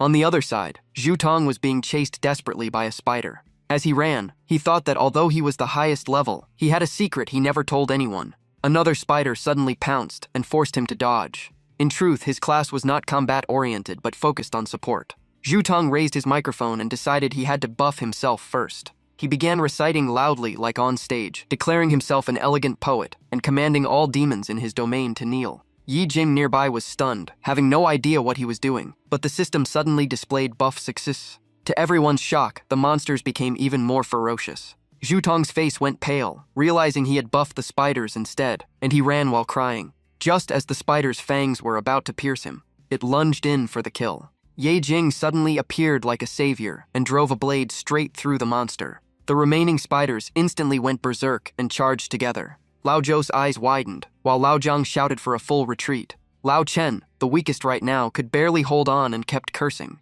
When a spider prepared a fatal strike on him, Yi Jing showed up again at the perfect moment. The monster dropped on the spot, and one after another fell under his blade. In the chaotic battlefield, only Yi Jing stayed completely calm. Lao Zhou and Lao Zhang glanced at Zhu Tong and exchanged looks, thinking their captain was the one secretly saving everyone. Yi Jing had no idea he was misunderstood, as he analyzed that the demonized spiders had natural poison resistance, weakening his toxin skill, but his physical damage was still overwhelming, while praise for Zhu Tong echoed behind him. Zhu Tong forced a smile, knowing he did nothing since he was just about to buff himself to run. In truth, the monsters in the abyss were not mindless, and could assess the battle. After observing carefully, Yi Jing realized they had switched to survival mode. The spiders began emitting strange vibrating sounds. Then they slowly retreated step by step. Lao Chen finally sighed in relief, confirming the monsters had withdrawn. Yet the thought that this was only the first room still sent chills down his spine. Seeing the card marked with number 27, Yi Jing muttered that he had gathered enough poison secret manuals, so he would keep one for safety and exchange the rest for points. He stored one card and converted the remaining 27 into BP, and the system notified him of a total of 54 BP gained. Zhu Tong relit the torch and said since the monsters had retreated, the team should move forward. Walking at the front, he reminded everyone to check carefully and never trigger another trap. Yi Jing was speechless, since that warning clearly applied to Zhu Tong himself. At that moment, something unusual appeared ahead. The system displayed that a secret area named Madness had been discovered. Yi Jing observed closely and guessed the Blood Manor influence had created this hidden branch, and he wondered if he should explore it. After thinking it through, he raised his hand and summoned Meng Mo. From the blood aura, a blood demon emerged with the exact same appearance as Yi Jing. With no emotion, he ordered it to walk with the group while he followed, in secret. Zhu Tong turned around and only saw a fake Yi Jing standing there, looking slightly dull, and wondered where the real one had gone. He continued reminding everyone to maintain formation, since splitting up could mean sudden death. A response echoed back from another direction. Meanwhile, Yi Jing stepped into the mirror-like light. On the other side was a massive empty cavern. Before he could observe further, a suspicious creature appeared behind him. Sensing danger, Yi Jing instantly turned on guard. The sneak attack barely missed him by an inch. He immediately leapt into the air. The two faced each other, neither making the first move. After a brief pause, the spider suddenly lunged with its massive foreleg. Yi Jing drew his weapon and unleashed a series of counter-slashes, but the impact felt like hitting soft cotton. He was shocked, as its physical defense was nearly immune. The spider kept closing in with relentless attacks. After several exchanges, Yi Jing finally cut off one of its legs. In return, a counterattack sent him flying over 10 meters and pinned him to the rock wall. Taking the chance, he opened the target interface. The information showed a level 20 queen spider, a rare elite. Instead of fear, Yi Jing felt excited because defeating a rare elite would bring valuable recycling rewards. The queen spider immediately spat out silk to strike back, but most of the web only swept across the ground below. Yi Jing quickly dashed upward to avoid it. Without hesitation, he unleashed Great Explosive Flame.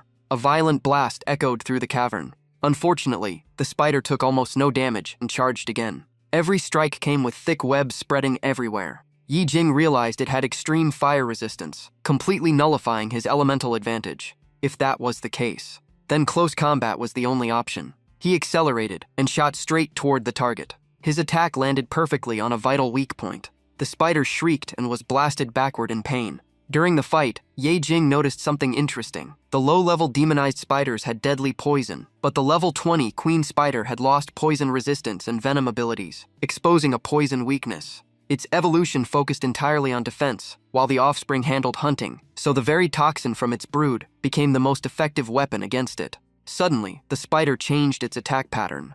Countless threads shot out, and one long strand wrapped around Yi Jing before he could react. His limbs were instantly restrained. His body hung suspended in midair. With no choice left, he activated Berserk State. A surge of power exploded from him and tore the webs apart. He then rushed forward at extreme speed. One punch slammed straight into the queen spider's face. The destructive force crushed it beyond recognition. The system announced that the Berserk card could evolve into two paths: Flesh Sovereign form that boosts all stats and lets physical attacks pierce immunity at the cost of constant HP drain, or Endless Fury that doubles rage effect and halves cooldown. Leaning against the wall, Ye Jing carefully weighed his options. For most players, the second choice was clearly safer and more stable. But against monsters that nullify physical damage like the queen spider, that path solved nothing. After comparing the pros and cons, Yi Jing chose Flesh Sovereign form, since he still had a super regeneration card to offset the HP drain, and immunity piercing would be crucial against special monsters later.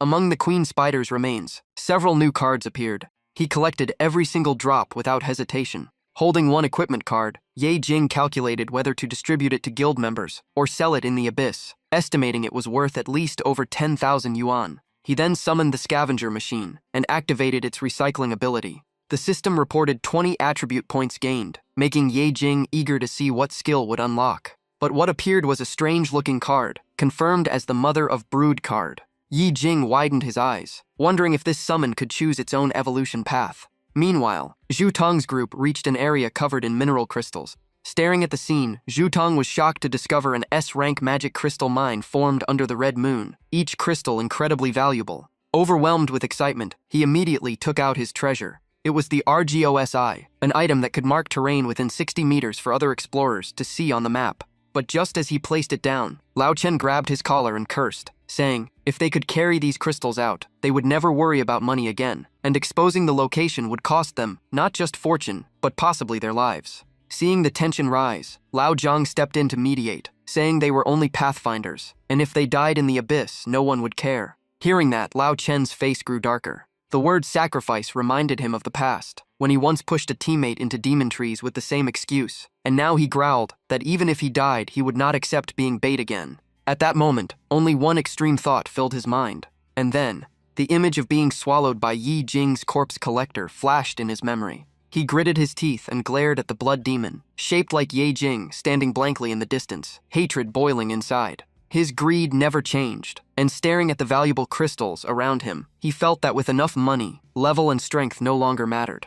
With that thought, he began breaking off crystal chunks, planning to enhance his gear and later join a stronger team. Holding the crystals, he smirked, convinced no one would notice if he hit a few. Suddenly, a bright red warning popped up, trap activated. A laser beam from above swept across where two of them stood. The final ray locked onto Zhu Tong and pierced straight through his head, killing him instantly. The group fell into chaos, screams echoing as no one understood what just happened. Meanwhile, beyond the spatial mirror, Ye Jing had not returned. In front of him stood a level 1 demonized spiderling. Seeing the tiny creature, Ye Jing laughed. It was so weak it barely had any combat ability. He picked it up as it rubbed against him with a silly smile, and the system offered to upgrade it to level 5 for 5 BB points. Thinking it needed at least level 5 to protect itself, he agreed. Energy surged into it. Evolution completed, and it gained a new skill called Web Nest. Outside, Lao Chen turned pale and claimed it was just an accident. But Lao Jiang exploded in anger, grabbing his collar and demanding why greed had cost Zhu Tong his life. He shouted that Zhu Tong supported his entire family, risking his life daily in the abyss just to earn money, only to die because of a teammate. Under the accusations, Lao Chen argued back, saying there was nothing wrong with trying to earn more, and if Zhu Tong's strength had not declined, he would not still be risking himself here. The tension peaked as they nearly fought, and Lao Chen yelled that in this world, only money and power mattered. Just as things spiraled out of control. From deep in the cave, Seza appeared, clapping and enjoying the drama. openly agreeing with Lao Chen. Smiling, he asked if Lao Chen wanted to join the Blood Alliance, since there was one open spot. Lao Jiang and Lao Chen both turned toward the newcomer. A subordinate beside Caesar reminded him that someone had just died and the corpse was still fresh. Caesar calmly replied that death in the abyss was normal, and the weak only traded their lives for money. Whether they earned it or died made little difference. As he spoke, he dragged Lao Chen forward and explained that magic crystals only formed under the red moon, each worth as much as a city, enough for half a lifetime of luxury. But he had not mentioned one thing. To take these crystals out, a matching price must be paid. After a pause, he smiled wickedly and corrected himself. The price was not items, but lives. At that moment, a level 17 warrior from Caesar's side stepped forward. Everyone tensed, not daring to move. The red-haired man beside Caesar ordered them to mine the magic crystals and fill the basket ahead. Anyone who tried to run would die. Lao Zhang could not hold back, pointing out that every crystal risked triggering a deadly trap, which was no different from suicide. Caesar sneered and brought up his situation, asking if his wife did not urgently need money for treatment. He reminded Lao Zhang of his past vow to earn enough even at the cost of his life, and asked if those words were empty. Then he mocked them, saying trading life for money was what they always did anyway. Cornered with no escape, Lao Zhang had no choice left. He silently walked toward the crystal field. His trembling hand slowly reached for a magic crystal. Even though he had prepared himself, when he finally touched it, he broke down in tears, admitting he came here because of gambling debts, and that he had always been afraid of death. Caesar watched with pure contempt, seeing Lao Zhang as nothing but trash. Meanwhile, Lao Chen observed quietly, realizing Caesar was far stronger than anyone here, even stronger than his own peak. So he quickly switched sides and asked again about joining the Blood Alliance, introducing himself as a fire mage. Caesar looked surprised and asked his subordinate if he had really said that. After getting confirmation, he gestured for Lao Chen to come closer. Thinking his chance had come, Lao Chen immediately showed loyalty. Before he could finish, Caesar kicked him away, blood bursting from his mouth, mocking that a traitor who sold out teammates dared dream of joining them. Someone like him was only valuable as a corpse. Lao Chen lay on the ground, in too much pain to stand.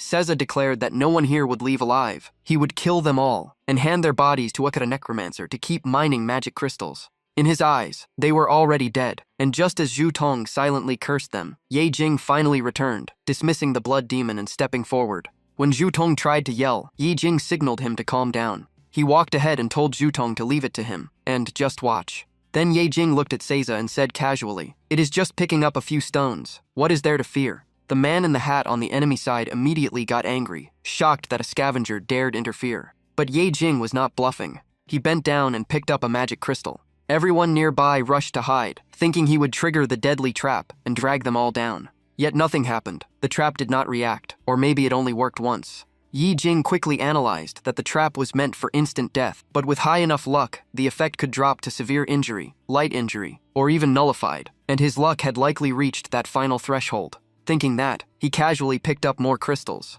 The system kept showing trap not activated, and even Caesar was stunned, saying if the trap was still active, then Ye Jing's luck had to be above 60. For a level 1 scavenger, having over 60 luck was almost impossible, since most classes could not naturally boost that stat. The red-haired man tried picking one up himself and reported back, and after 2 safe attempts, he declared the trap was completely gone. He even shouted for everyone to see that nothing was wrong. But the moment he finished speaking, a laser shot from behind and pierced his head instantly. The death was so sudden he could not even react. Caesar flinched but stayed calm, ruling out other possibilities and concluding that Ye Jing had extraordinarily high luck, likely a rare trait of his class, since most people in the Abyss focused on combat power. Hearing them assume he built everything into luck, Ye Jing almost laughed, since his stats were actually balanced. Caesar regained interest and changed plans. Instead of killing everyone, he decided keeping one high-luck corpse like Ye Jing was enough. The others were worthless. As soon as he spoke, all his subordinates drew their weapons, ready to wipe out the rest.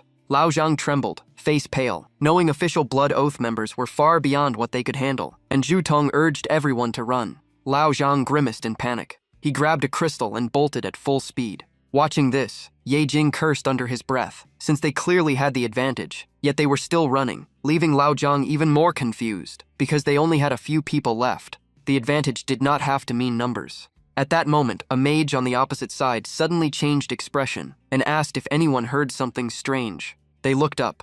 A tidal wave of demonized spiders was rushing in from all directions, a chilling sight. Caesar's group immediately sounded the alarm as the beasts closed in. Zhu Tong looked at the spiders, then at Ye Jing, and while things were already bad, Ye Jing casually said they were just small spiders he picked up along the way, leaving Zhu Tong stunned that he could control them. Ye Jing gave no further explanation and kept observing the battlefield. In his sight was a level 20 necromancer. Beside him stood a level 17 berserker. There was also a level 18 hunter and a level 19 paladin. Ye Jing quickly calculated both sides, unsure how humans compared to monsters, but his instinct told him they still had a chance, except the system could not fully evaluate players with complete classes. And just then Seiza spoke with interest, impressed by Ye Jing's control over abyss creatures. Ignoring him, Ye Jing continued thinking, and in raw stats alone, Seiza was likely equal or even stronger than him. Meanwhile, Seiza remained confident, saying level 10 spiders were nothing, ordering his men to clear the beasts first, then eliminate all witnesses, and not damage the magic crystals.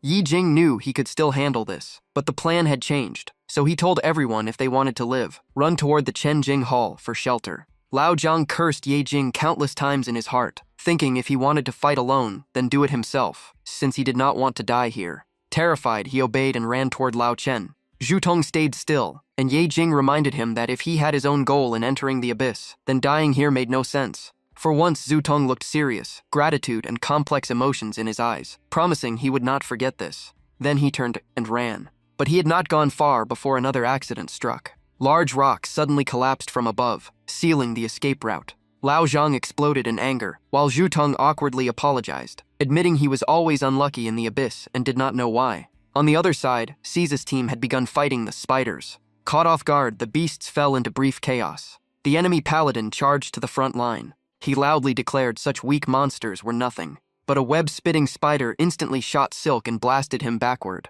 As he struggled to remove the sticky web, his pupils suddenly shrank. Ye Jing had appeared before him at ghost-like speed.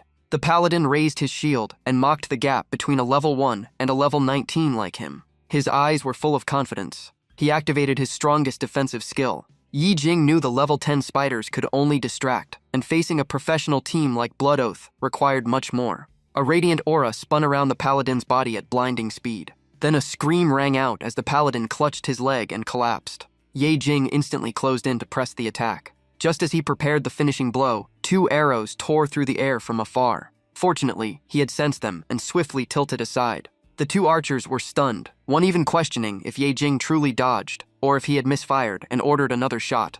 They drew their bows again. Another volley flew out. Ye Jing calmly swung his weapon and shattered both arrows mid-air. This shocked them even more, since they were sure the shots were accurate. But Ye Jing gave them no time to think and activated Fire Burst. A violent explosion streaked toward the 2 archers. Both barely leapt aside in time to avoid it. They all had the same thought. This guy was way stronger than they imagined. In another area, an enemy berserker swung his great blade straight into the demon spiders, roaring with killing intent. With one slash, the spider in front of Zhu Tong and Lao Zhang was split in half. Then his icy gaze shifted to the 2 of them. Zhu Tong panicked and quickly explained he hadn't joined the fight, begging the man not to attack. But Lao Zhang charged forward instead. Ignoring the danger, he raised his sword to block for Zhu Tong and shouted for him to get back. Even so, he still turned around and cursed Zhu Tong, saying this mess was all his fault. He roared that if they wanted to live, they had to stand up and fight. Even exhausted, Lao Zhang forced himself to lift his shield and block the next strike.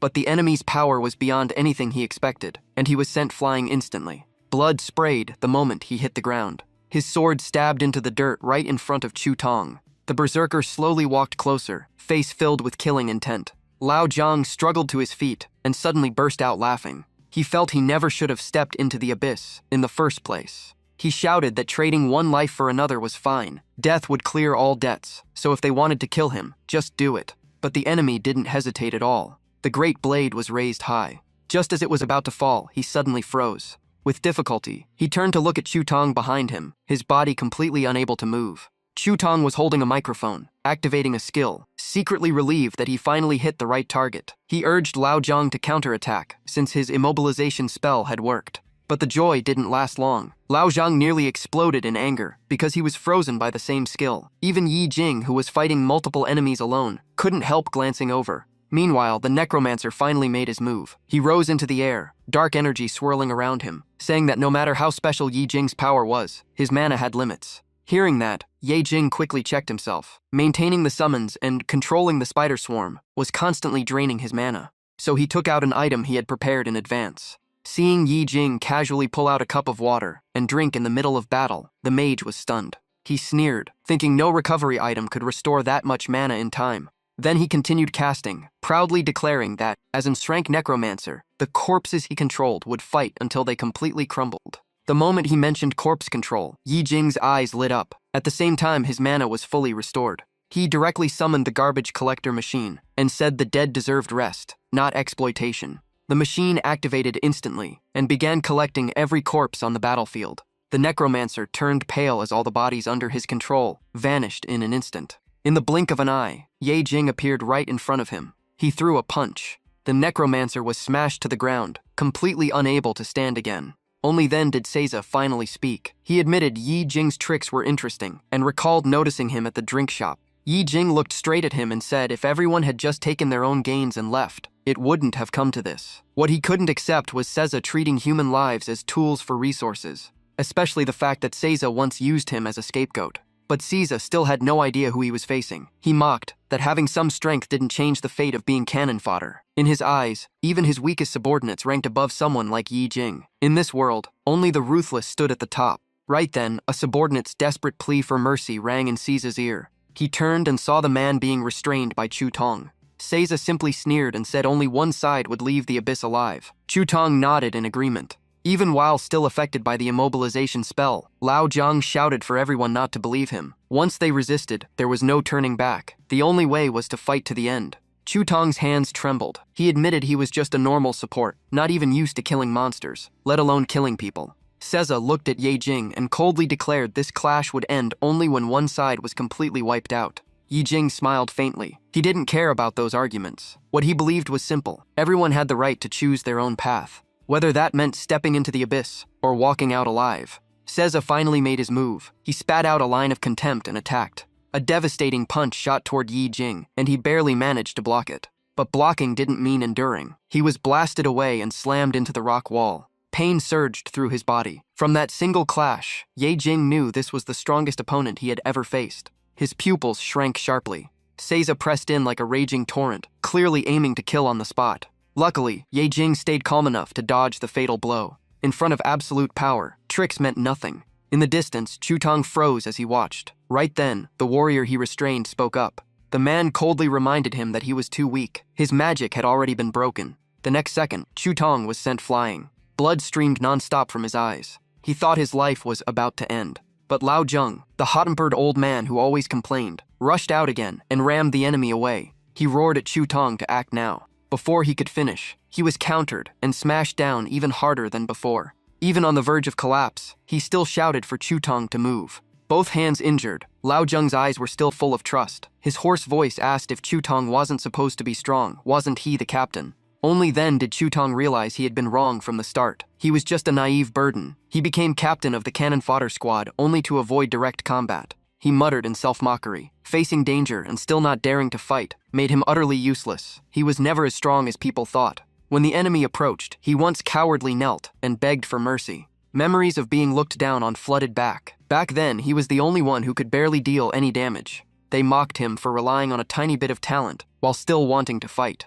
In the end, they kicked him out of the team. Rejected everywhere, he had nowhere left to go. Until the day he met Seiza, who asked what class he had. Chu Tong stuttered that he was just a level 3 bard, yet Seiza still told him to follow. Meanwhile, Yi Jing was beaten until his vision blurred, but Seiza still didn't stop. If anything, he seemed more excited the longer he fought. This was the Dragon Surge martial art of a fighter, a skill that dealt continuous true damage to internal organs. The more mana you used, the worse the injuries became, even leading to sudden death. In other words, it was a technique designed to cripple mana-based powerhouses. Enduring the pain, Yi Jing forced himself up and realized Seiza's speed was terrifying. Even if he ran, Seiza would chase him down. As he calculated every option, he thought about the bleeding effect from that skill, something he actually needed right now. Suddenly, an idea flashed in his mind. He immediately called out to Chu Tong. Dodging Seiza, Yi Jing rushed toward Chu Tong and collapsed in front of him, as if completely drained. After a brief silence, he said if you only wait for others' mercy, you will never escape weakness. Absolute power was what he desired more than anyone. His face showed almost no emotion, but every word was firm. He too once hated his own helplessness. Painful memories resurfaced, reminding him how weak he used to be. but he never thought of running. Being weak wasn't the scariest thing. The scariest thing was letting your heart surrender. Hearing that, something clicked inside Chu Tong. Notifications flooded in. 0 damage. Unwilling. Still 0. Yet among countless failures, one critical hit finally dealt a single point of damage. And in that very instant, everything seemed to freeze. Yi Jing knew he had succeeded. All it took was the courage to take the first step. He pushed himself up, wiped the blood from his lips, and continued. He believed his entire life had been preparing him to become a king one day, even if he started as trash in others' eyes. Chu Tong was completely drawn in. The word king echoed non-stop in his mind.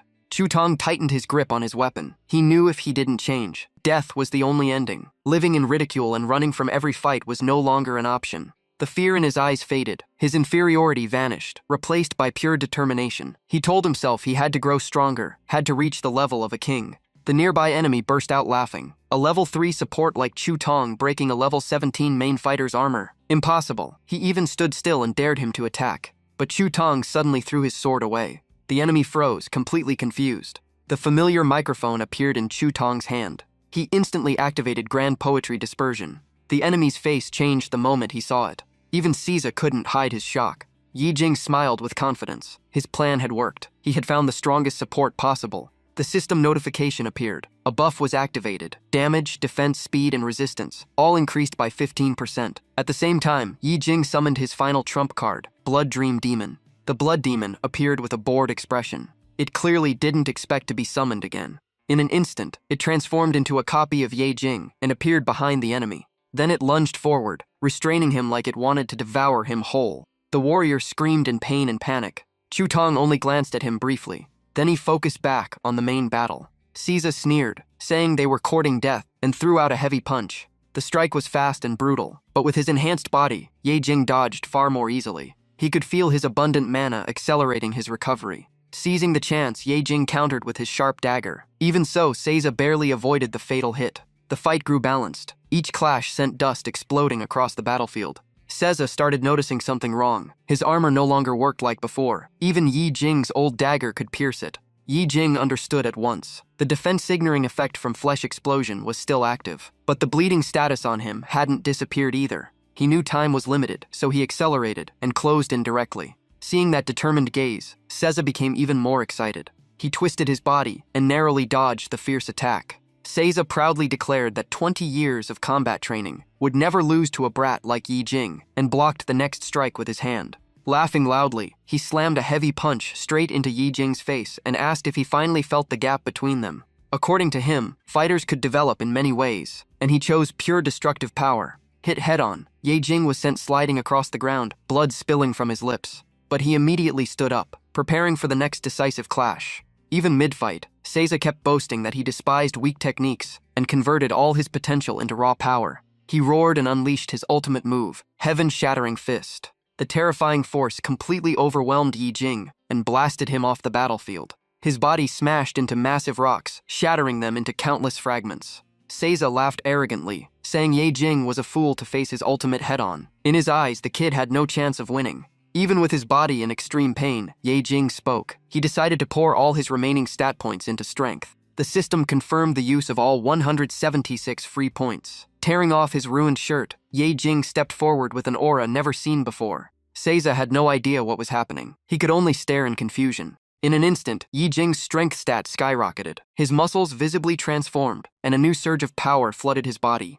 Even so, Caesar remained confident. He laughed and prepared to throw his strongest punch again. Yi Jing calculated silently. He didn't know how much a fighter's combat skill could amplify strength, but he chose to face it head-on. With every point invested into strength, he believed this punch would be enough to counter Caesar. The two of them charged at each other at the same time. It was another fist clash, just like before, but this time, the outcome was different. One figure was blasted into the air, and this time, it was Caesar. His hand was nearly shattered. Blood poured from his eyes, nose, and mouth. Only now did he feel the true pain. One question echoed in his mind. How could that punch be so powerful? His body slammed into the ground, kicking up a cloud of dust. Watching everything unfold, Chu Tong stood there in total shock at Yi Jing's strength. Caesar was still dazed on the ground, but Yi Jing had already closed the distance. He gave no chance to recover. This fight had to end now. One hand grabbed Caesar's head. The other prepared the final blow. Under Caesar's horrified gaze, Yi Jing coldly declared that from today on, he was nothing but cannon fodder. Those words dragged Caesar back to his past 8 years ago. Back then, he was just a strong young man with tied-back hair, ordered every day to clean equipment for stronger members preparing for deep dungeon runs. The leader always said the weak only existed to serve the strong. If he wanted to become an official member, he had to prove his value. He endured every insult in silence. Some even said he was destined to be a sacrifice his whole life. Still, Caesar believed that if he proved himself, he would rise step by step, so he dared to face a monster far beyond his level. He kept telling himself this was his chance. Looking at his empty hands, he once thought the fight wouldn't be that hard. For a rookie, that was pure naivety. The monster rushed in, with just one arm. It crushed him without hesitation. His jaw shattered, 8 ribs broke, his heart was pierced, his liver, spleen, and kidneys were heavily damaged. A doctor's calm voice listed the results, saying saving him had cost a huge amount of crystal stones. Caesar lay inside a special treatment device. The doctor explained that Abyss research could now extract special cells from Abyss creatures and implant them into humans. Luckily, Caesar had high compatibility. The good news was he would live, but, with a twisted smile, the doctor said he was now a hybrid creature. After waking up, Caesar was finally acknowledged as an official member. Sitting high above, the leader tossed down the guild badge and told him to wear it, to become his useful right hand and loyal dog. Caesar excitedly picked it up, but still asked about the teammates who fought beside him. The leader calmly said, they were all dead. That sentence made Caesar understand the true face of this world. Without value, you were nothing but trash. Back in reality, Caesar roared and grabbed the arm restraining him. A new surge of power exploded. His defense increased. His speed rose. He sprang up and seized control of the fight. It all happened too suddenly. Even Yijing was stunned. Did he just recover? Caesar's eyes turned crimson, his face twisted with madness. Without giving Yijing time to react, he launched a brutal strike. Though forced back, Yijing managed to stay on his feet. Caesar slowly explained that crystal stones were condensed energy in solid form. His body began to transform. Nails sharpened, pupils turned red, horns grew from his forehead. His shoulders and body showed signs of mutation. Thanks to the implanted monster organs, he could directly absorb magic crystal energy. In a short time, that power pushed him beyond Abyss boss level. Caesar's arrogant confidence returned. At that moment, the system issued a warning. Caesar was now identified as Boss Rodrigo. Meanwhile, Yi Jing's berserk state had ended, and 30 seconds of weakness began. Wiping blood from his lips, he was shocked the system truly ranked him as a boss. From afar, Chu Tong called out in worry, while Yi Jing cursed the terrible timing. Caesar laughed loudly, and said the price of power was simply abandoning human dignity. The moment he finished speaking, Caesar rushed forward, cracking the ground beneath his feet. He claimed that once you abandoned being human and became a monster, no moral limits could bind you. Yi Jing instantly dodged the incoming strike. Caesar had completely lost his calm. He attacked like a crazed beast, tireless, screaming that any price was worth this power. Yi Jing glanced up calmly. Caesar was diving from the air with terrifying momentum. Watching that scene, Chu Tong couldn't hide his shock at such overwhelming strength. A wave of helplessness rose in his heart. Compared to true powerhouses, they were nobodies. Yi Jing had been hiding his real strength all along, and the gap was far beyond imagination. Meanwhile, Caesar's body mutated further. Even full-force attacks barely affected him. The pressure from his explosive aura made the air tremble. Caesar threw his head back and laughed, saying the strong were born to rule, and the weak could only kneel. To him, this monstrous appearance was a small price for supreme power. His claws grew longer. His red eyes gleamed like a predator. Suddenly, Caesar remembered there was still one person left. His cold gaze shifted to Chu Tong. Yi Jing calmly remarked that however ugly Caesar became, had nothing to do with him. Caesar stepped forward and declared the mission to collect magic crystals was ruined, and Chu Tong would be the final witness to this tragic ending. He even mocked that he would grant Chu Tong a special death. Chu Tong stumbled back in panic. By instinct, he raised his hand to keep distance and begged for a little more time, saying he still had something to say.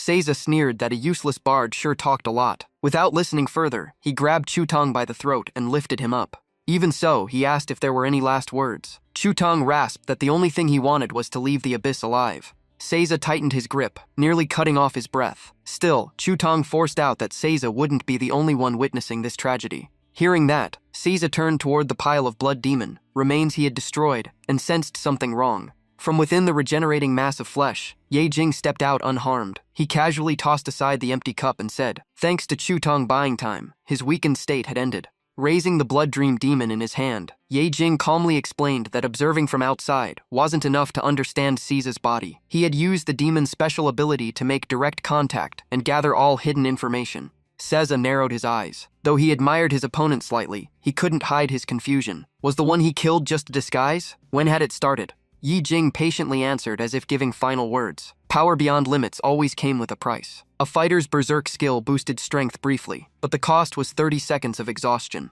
Yi Jing's gaze turned icy. Seiza's body had crossed the line between human and monster. When he reached into the abyss for power, the abyss would demand payment in return. Seiza laughed mockingly. In his mind, all this power belonged to him alone. His savage expression shifted back to Chu Tong. Seiza roared and charged, determined to kill him immediately. Chu Tong froze in fear. Looking at Ye Jing now, he felt the man had completely changed and instinctively shouted a warning. But in that instant, Ye Jing moved first. A sudden blow slammed into Seiza, catching him off guard and forcing a cry of pain. The ambush made him retreat and readjust his stance. During the clash, Ye Jing quickly realized that the extreme mutation had greatly reduced Seiza's speed. The battle raged on. Both fought with everything. Neither planned to step back. Blocking and striking barehanded, Ye Jing felt how inconvenient it was. With a weapon, this would be much easier. Seeing the stalemate and Ye Jing starting to lose ground, Chu Tong shouted his name. Then he threw the dagger toward Yi Jing and yelled for him to catch it. Yi Jing is slightly surprised, but still catches his familiar dagger in one smooth move.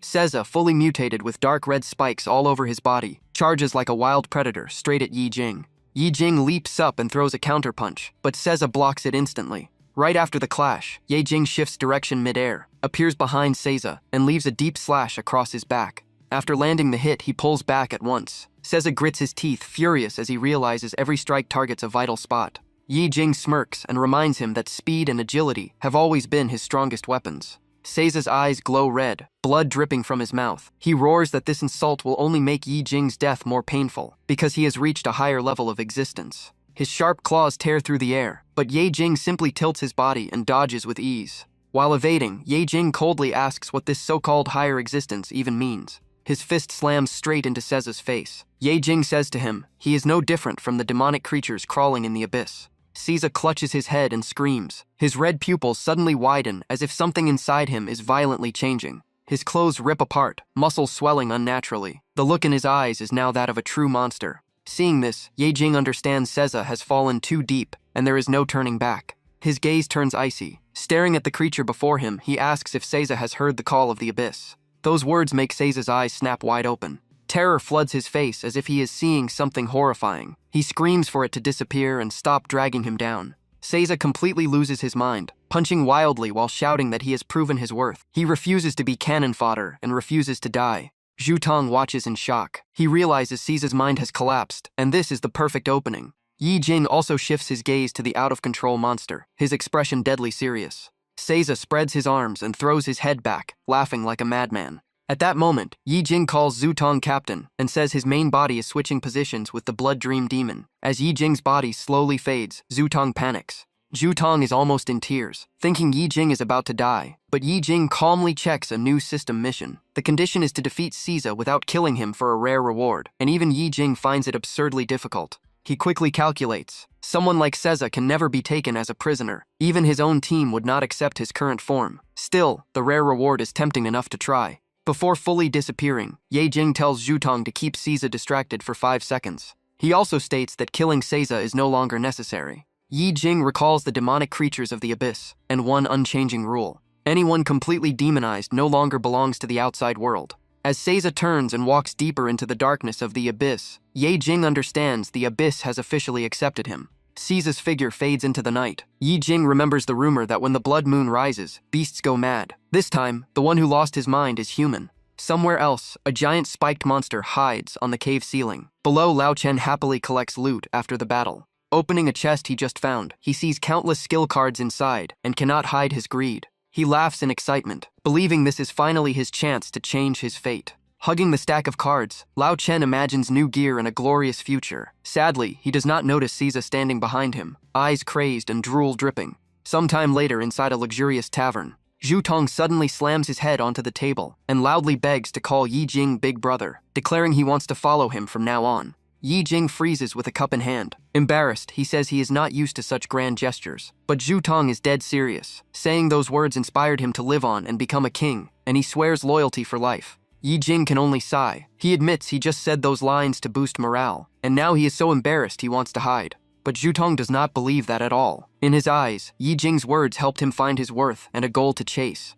Hearing this, Yi Jing starts sweating. He asks about Zhu Tong's future plans, and Zhu Tong confidently brings up being called the #1 support. Yi Jing goes blank, not remembering ever saying that. Full of passion, Zhu Tong declares his goal is to become the strongest support of them all. That only makes Yi Jing more worried. With Zhu Tong's current luck and strength, surviving this long is already a miracle, and more encouragement might just push him toward death. Meanwhile, Zhu Tong keeps dreaming about the future. He imagines Yi Jing charging ahead while he supports from behind, forming the perfect team. But Yi Jing cuts him off and tells him not to return to the abyss. Those words hit like cold water. Zhu Tong freezes and asks if he heard that right. Yi Jing bluntly says, a support who can only buff others but is too weak to protect himself is not qualified. Even feeling guilty, he says it because he does not want Zhu Tong gambling his life again. After a heavy silence, Yi Jing takes out 1,000 demon crystals and places them on the table. He says it is enough for a long time, as long as Zhu Tong promises never to enter the abyss again. Zhu Tong stares at the crystals, deep in thought. He clenches his fists and admits he knows those harsh words come from Yi Jing's concern. But Zhu Tong firmly says he cannot accept living as someone useless. He would rather risk his life than live under contempt. Yi Jing is somewhat satisfied with that resolve, but he keeps persuading him. His eyes are firm as he says someone who cannot protect himself cannot protect anyone else. Then he takes out a broken sword and reminds Zhu Tong that his staff only uses one hand. Seeing it, Zhu Tong instantly recognizes it as Old List's sword. Right in front of him, Yi Jing restores the sword to its complete form and slams it onto the table, leaving Zhu Tong stunned. Yi Jing begins explaining the profession called Corpse Bard. It combines magic and close combat, boosts support power, weakens enemy spells, and even controls magical attacks. Under Zhu Tong's shocked gaze, Yi Jing says he could not wield this sword before because of Old Li. From now on, he should use it to carry on Old Li's will. That is the true way to repay the dead. Zhu Tong takes the sword, bows deeply, and firmly says he does not need the demon crystals. Yi Jing immediately tells him to give them to the families of Lao Ju and Old Li instead. There will be plenty of chances to earn more in the future. Zhu Tong rests the sword on his shoulder, spirit reignited, and loudly agrees. In a pitch-black space, a bright pink energy core glows, filled with moving white streaks of light. 3 people stand within it. A striking young woman holds a file and begins her report. After the Blood Red Moon incident, an SRANK team was sent to clear the Abyss Zone. 8 bodies from the Blood Oath team were found. As for Captain Seza, he was heavily corrupted by the Abyss, fully turned into a monster, and is now on the elimination list. The man sitting in the chair listens closely. When he hears that other unrelated bodies were found, including a familiar face, he immediately asks for the name. The woman hands over the file and says, "It is Chen Xingdian, previously accused of killing his teammate during an Abyss expedition." Holding the files of Chen Xingdian and Seza, the woman explains that Chen Xingdian's body still had full high-grade gear. Most likely, after Seza mutated, a fierce battle broke out between them. In the end, Seza was killed, possibly due to an unexpected variable. After reviewing the file, the man asks if there was only one variable. The woman confirms. He calmly says he understands. The man beside him asks if their plan has failed. The one in the chair tightens his grip on the file and coldly says Chiza was just a useless pawn, unable to prove his value and only capable of dragging others down. The story now shifts to Shenfeng City People's Hospital. Inside the hospital is as crowded as ever. At that moment, a man in a white lab coat quietly enters through the emergency stairwell. In a sealed room, a haggard man sits on the floor, trembling and muttering for forgiveness, saying he has no other choice this time. He slowly raises his hand, revealing a strange purple-black lock, choking that he is only acting under pressure. The object suddenly emits a bizarre purple glow. The light rapidly spreads throughout the area. Countless purple-black streaks shoot out like venomous snakes, sweeping toward nearby civilians. Panic screams erupt everywhere. The man stares ahead in horror, as if realizing something terrifying. In mid-air, the purple light tears open space and forms a massive gate. The crowd descends into chaos, recognizing it as an abyss gate and sounding the alarm. At the same time, in a familiar memory, flames blaze again. A vicious demonic beast chases 2 siblings. The older brother runs while telling his sister never to let go and never look back. But the distance closes fast. Seeing the beast leap forward, the brother can only scream for Xiaozhu to run. The monster's sharp claws sweep across, knocking the brother to the ground. The impact makes the boy cry out in pain. His little sister is bitten by the beast, crying in despair as she calls for her brother. Yi Jing jolts awake in bed, gasping for air. The familiar nightmare has returned again. His body is soaked in sweat, his breathing still unstable. Lying back down, he rubs his forehead in frustration. The same dream keeps repeating.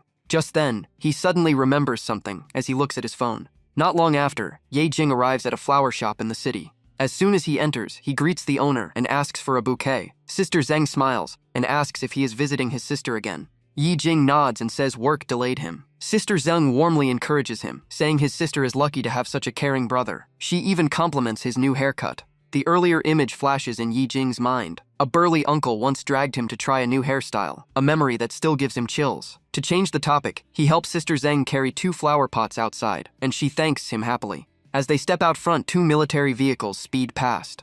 Sister Zheng looks confused, saying many vehicles have rushed toward the hospital, including several from Awakeners. She suspects something big happened. At the word hospital, Ye Jing sharpens his focus. As if recalling something crucial, he instantly bursts forward and shoots into the sky, leaving the flower shop owner frozen in shock. His figure slices through the air, racing past high-rise buildings at extreme speed.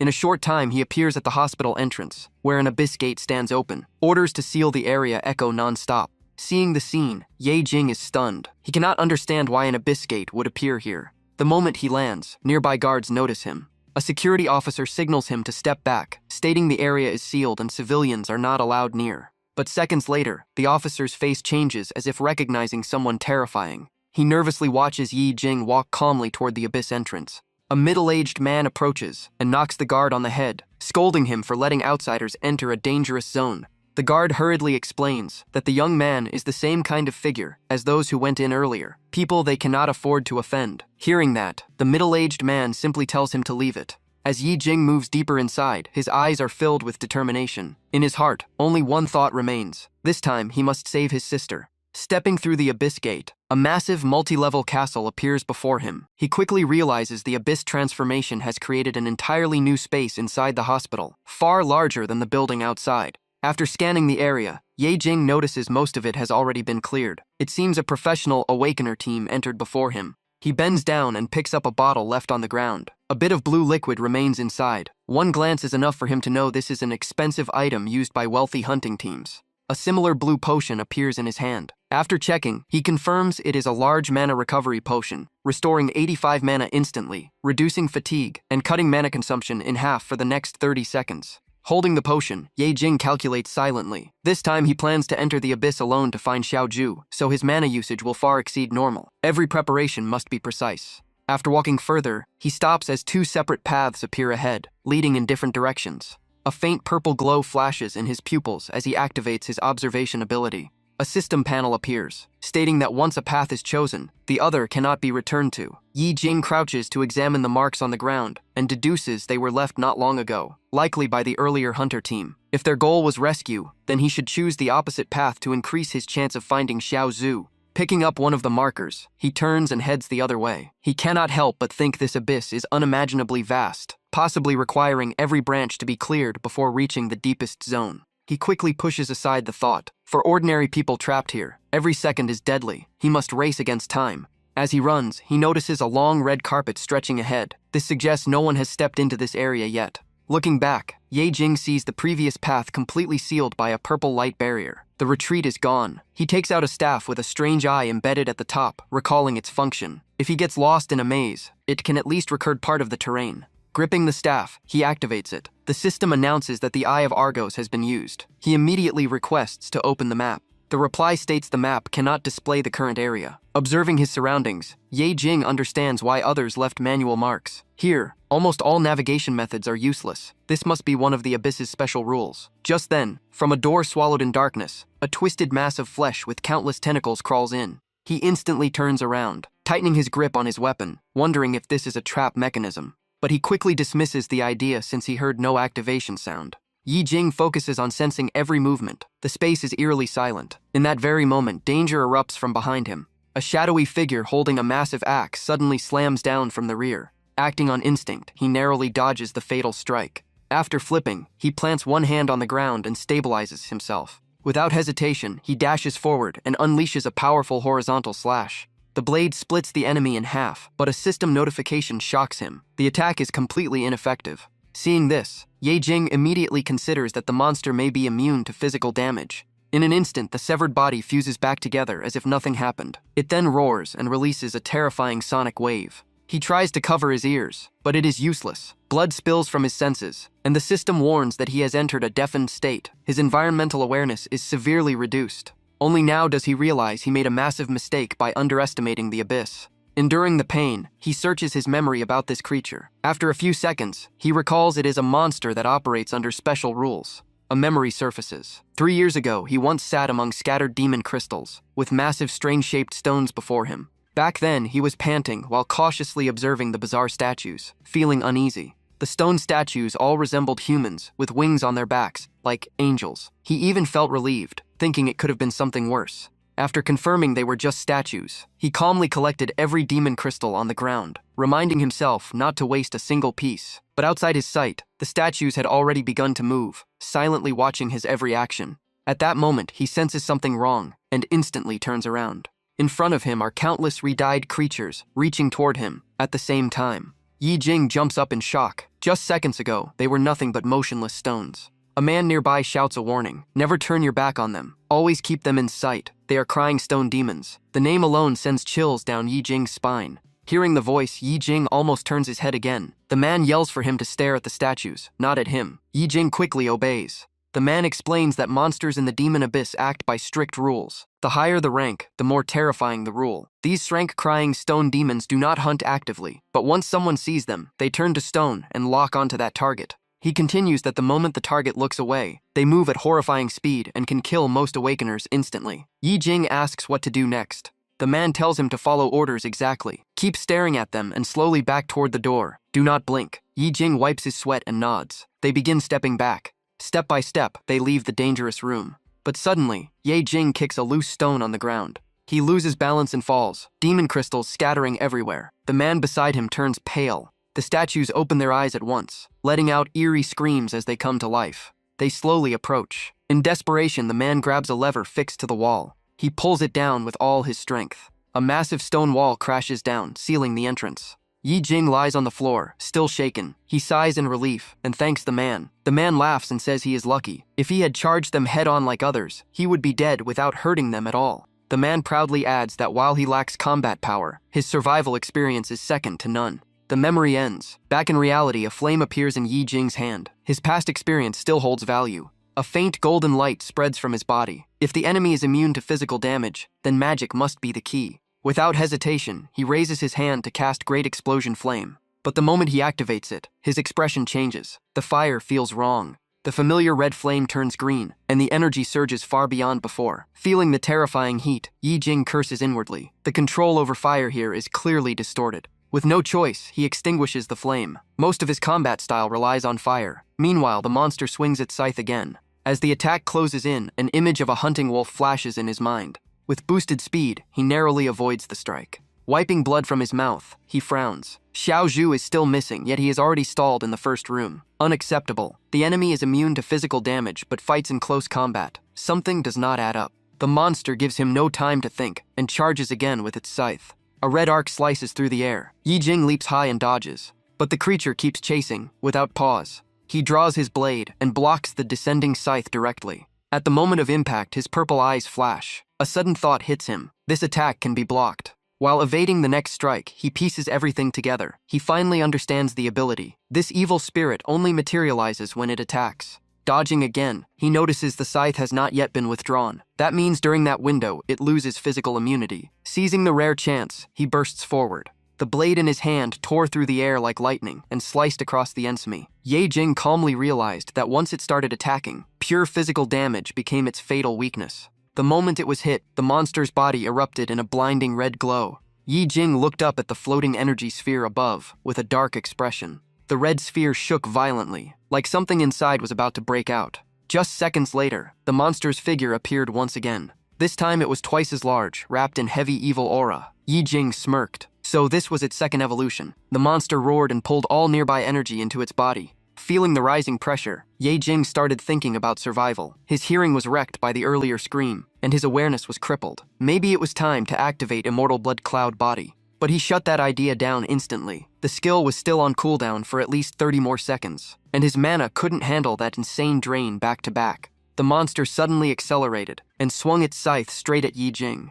Blood burst from both his shoulders. He gritted his teeth, knowing he barely survived by luck. This thing's ability was a nightmare to deal with. Right then, the system notified him that his wounds were healed and all debuffs were removed. Green light covered his body. Yi Jing understood. Keeping his HP stable was the top priority. But instead of pressing forward, the monster suddenly showed fear. It quickly retreated. Yi Jing noticed that in its second evolution, the evil spirit was extremely afraid of light. Even the faint glow from his healing skill kept it at bay. Realizing the key point, he smiled. A red flame ignited in his palm. The monster seemed to recall the strange blue fire before and showed a smug expression. Yi Jing clenched his burning hand. Then he slammed the flame straight into his own chest. The monster froze as his entire body was engulfed in fire. With a dangerous smile, Yi Jing said everything was clear now. Facing the massive flames, the monster turned and ran like it had seen its natural enemy. Enduring the searing pain, he figured it out. The evil spirit feared fire because it was its core weakness. Burned souls haunted its instincts, but its scream curse destabilized fire skills, making them almost impossible to use normally. The phantom of a werewolf appeared around his body again. Yi Jing charged forward and grabbed the struggling monster. He roared that if he couldn't cast fire normally, then he would become the fire. The evil spirit screamed in agony. Holding it tight, he unleashed all his power and activated Great Explosion Flame. A blinding light detonated and lit up the entire area. After the violent blast, both of them crashed heavily onto the ground. Looking at the fading flames, Yi Jing saw the system confirm the evil spirit was eliminated. Another alert popped up. His HP had dropped below 10%. The system warned that his arm was severely burned and temporarily unusable for weapons or spells. Still, Yi Jing was satisfied. The price was high, but acceptable. Once his strongest healing skill cooled down, he would recover. But when he looked at the burning remains, his face changed. If the loot turned to ash, that would be a disaster. He immediately pointed at the corpse. Two giant hands appeared from thin air and dragged it over. Yi Jing quickly activated the retrieval ability. A card appeared, showing the Grim Reaper holding a scythe. It was the divine artifact Sony Aper. It could summon an evil spirit to sweep across a wide area with a death scythe, dealing massive true damage. If the skill killed a target, Despair Harvest would trigger, restoring HP and mana. If multiple targets were harvested at once, the user entered short-term invisibility, immune to physical attacks and able to pass through obstacles. But if the strike failed to kill, all damage would reflect back to the user. This soulbound divine artifact could not be traded or equipped by anyone else. Holding the card, Yi Jing let out a tired sigh. The price he paid was huge, and this was his first time seeing a soulbound divine artifact. After reading the effects, he judged it terrifying. As long as it secured a kill, it converted the result into massive HP and mana. In large-scale battles, one perfect activation could flip everything. But if it failed to kill, the backlash could instantly end him. When he looked back, the purple barrier was completely gone. The door to the next area had opened. Right then, the system notified that super regeneration was off cooldown. Green light covered his body. He activated it without hesitation. After recovering, Yi Jing stared forward with firm resolve. His only goal now was to find Xiao Zhu. Elsewhere in the abyss, inside a room filled with hanging corpses, a man stood by a stone table dismembering a body. Not far away, a teddy bear lay quietly on the floor. A severed arm was tossed into a wooden barrel with a loud thud, making the person hiding nearby flinch. That person was Xiao Zhu. She clutched a jar tightly, her face tense with fear. Gathering her courage, she threw the jar far away to create a distraction. The noise immediately drew the monster's attention. Hiding behind cover, Xiao Zhu shut her eyes and forced herself to stay calm, even as panic filled her heart. But at that moment, the object she leaned on suddenly slipped, and she lost balance and fell out into the open. She held her head and sat up, her face twisted in pain. Seeing the teddy bear ahead, Xiao Zhu trembled as she crawled toward it. She swore she would not let her brother suffer anymore. But before she could reach it, a foot crushed down and smashed the teddy bear right in front of her. When she looked up, she met the burning red eyes of a terrifying creature locking onto her.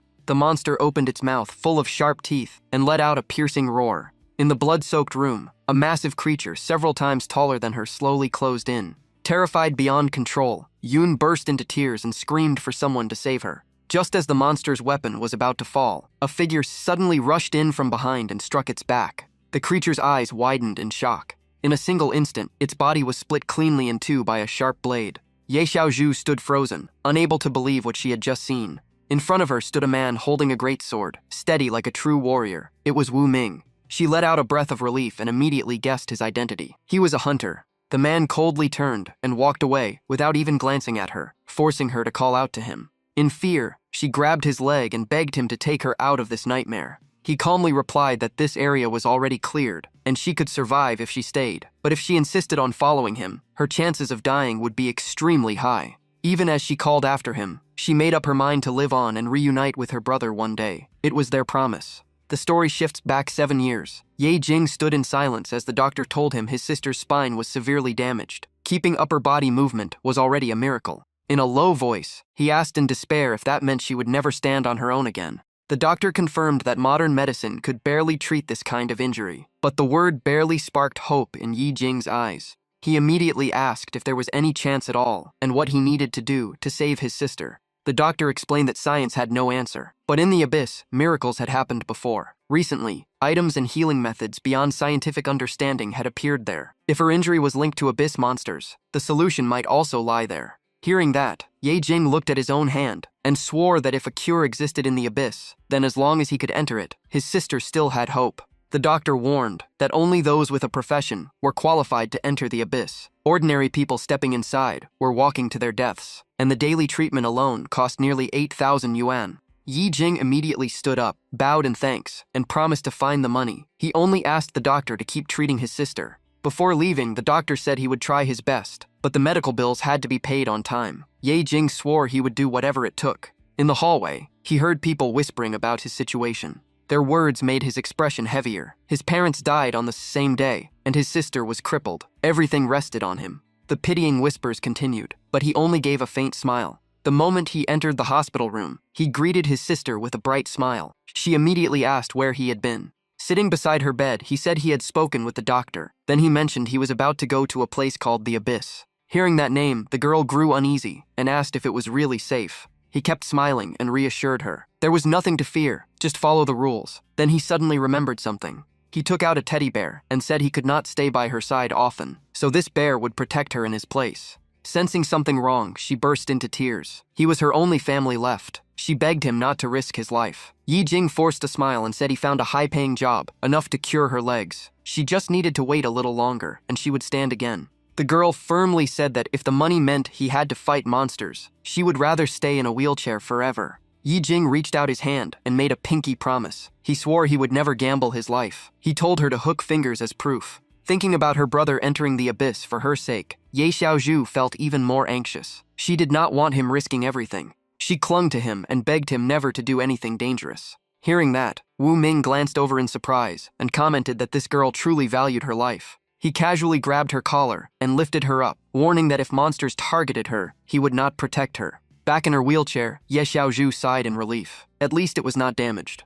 Wu Ming coldly stated that she was not his employer, so her life or death meant nothing to him. She replied that following from a distance was enough. Then he introduced himself as Wu Ming, a dual divine swordsman. Elsewhere, Ye Jing moved forward while recalling his time as a corpse collector. He had seen many medicines that healed injuries, but all had limits. The abyss had a strange rule. Any injury that existed before entering could not be healed beyond its original state. A pre-existing burn, for example, could never fully recover inside the abyss. That rule frustrated him. If it did not exist, he might have cured Xiaozu's legs long ago. Just then, something ahead made him stop. Corpses were scattered everywhere. From the scene, he judged a massacre had just happened. Considering the monsters in this zone, a group of awakened likely walked into a trap and got wiped out. After scanning the area and finding no monsters nearby, he guessed some survivors might have escaped earlier. Then another sight caught his attention. A gigantic beast lay split cleanly in half. What shocked Yi Jing was that the cut carried no trace of magic. Even his Eye of Slaughter could not analyze it.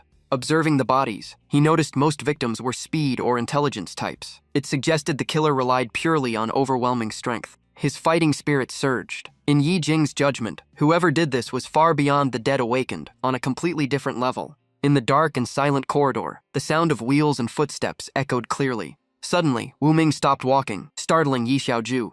Ahead of them, 4 golden lights suddenly appeared in midair. They shot forward at extreme speed, aiming straight at Wu Ming. The sight made Xiaozhu scream in fear. After the ambush, Wu Ming's body was riddled with holes, yet he remained standing without moving. A moment later, he opened his eyes. Small cracks appeared on his forehead, making Ye Xiaozhu nervously ask if he was badly hurt. Wu Ming looked confused and repeated one word, as if he did not understand. Hurt? The memory shifts back 4 years. Inside, in a rank secret realm called Tongbian Ancient Pool, a corpse king boss was crushing a man's head with its bandaged hand. With just a slight squeeze, the victim screamed in agony. Then the corpse king raised its arm. Blood splattered everywhere as the others watched in horror. A well-dressed old man angrily cursed the mercenaries, saying he paid a fortune, and yet they still hesitated. Pointing at Wu Ming, he reminded them he had paid double to buy the lives of everyone standing here. Wu Ming thought to himself that as a criminal without legal status, private hunting teams were his only way to survive. Missions like this were near suicide, so the pay was always absurdly high. The old man shouted again, offering 100,000 credit points to whoever killed the Corpse King. Then he raised it to 200,000. Wu Ming felt like this was a bet that kept doubling. A teammate greedily shouted 25,000 in cash, but Wu Ming knew what was truly on the table was their lives. When the employer confirmed 25,000, the mercenaries went mad. They rushed forward, blinded by greed. The Corpse King's pupils suddenly turned golden. It roared and ordered the two mummies behind it to attack. The strongest man in the group laughed greedily, eyes filled with the reward ahead. Two of them charged straight at the Corpse King. The boss let out a deafening roar as golden light burst from its body. With a single claw sweep, it tore both men apart mid-air. Then the Corpse King locked its gaze onto Wu Ming. A golden fist slammed into his face and sent him flying dozens of meters away. The Corpse King immediately turned toward the employer. Pale with fear, the old man stumbled back, shouting that as long as he lived, the reward would be paid. Wu Ming wiped the blood from his mouth, recalling the employer's words that their lives had been bought. Seeing the Corpse King rush toward another target, he forced himself up and chased after it. Blood still dripped from his lips, but his eyes were now completely reckless. Seizing the chance, Wu Ming swung his sword and slashed across the Corpse King's waist. Gasping for breath, he stared at the boss corpse and muttered that it was finally over. After the Corpse King died, a chest and a jade bead appeared. The employer rushed forward and shoved Wu Ming aside to open the reward himself. Coughing blood, Wu Ming reminded him of the promised double payment. The old man sneered and said what use was money to someone about to die. Greed filled his face as he bragged that buying information about this secret realm was worth every penny. The chest opened, and golden light burst out, stunning him. But when he reached inside, his expression twisted in fury. The chest was completely empty, all that effort for nothing. Suddenly he clutched his head and screamed. Tears and saliva poured out as pain consumed him. In the next second, his body exploded and vanished. Wu Ming instantly realized it was a death curse. He was horrified that the reward itself hid such danger. Just then, he felt something flowing from the corner of his eye, and suspected he had been cursed too. Holding his face, he looked at the remaining jade bead and wondered if it was the Corpse King's treasure pearl that could break the curse. When he picked it up, information appeared. Divine artifact, holy relic of immortality. It soulbound the owner and turned them into an immortal being. In exchange, holy and healing magic became fatal attacks, while normal damage could no longer kill them. His armor fell to the ground as his body began to change, escaping the laws of the living. The price was that pain and many emotions slowly faded away. In silence, Wu Ming realized that from this moment on, he had become someone who could no longer die. Back to the present, Ye Xiaozhu noticed Wu Ming's blood had a strange color and suspected he was under some kind of curse. Wu Ming only glanced at her and said nothing. Then he turned and walked away, making Ye Xiaozhu angrily call out after being completely ignored. The ground was soaked in fresh blood, and weapons were scattered everywhere like after a brutal war. From every direction, waves of monsters kept rushing in without end. In the middle of the chaos, he continued walking forward calmly. Every swing of his blade split a monster in two. While fighting, he calculated that without time to optimize stats, he had evenly distributed all free points. His total had now exceeded 200. After a brief thought, he made a quick decision.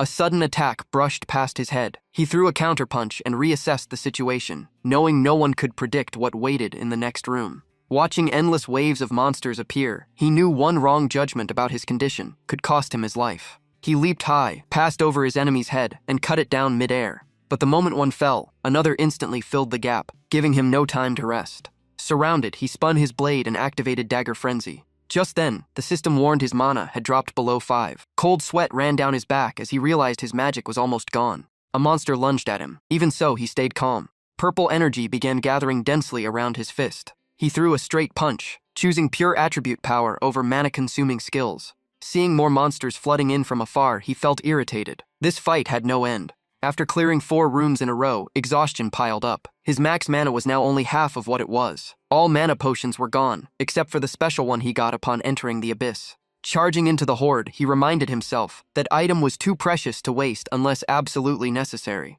One monster was blasted away, its teeth scattering across the floor. A heavy punch nearly popped its eyes out, black foul blood splashing everywhere. Another monster was crushed the same way by his knee. Using the momentum, he leaped up and locked one monster's neck from behind, making it howl wildly. With a sharp twist, the head tore off instantly, black blood spreading across the ground. The moment he landed, he looked up and saw the next wave already charging in.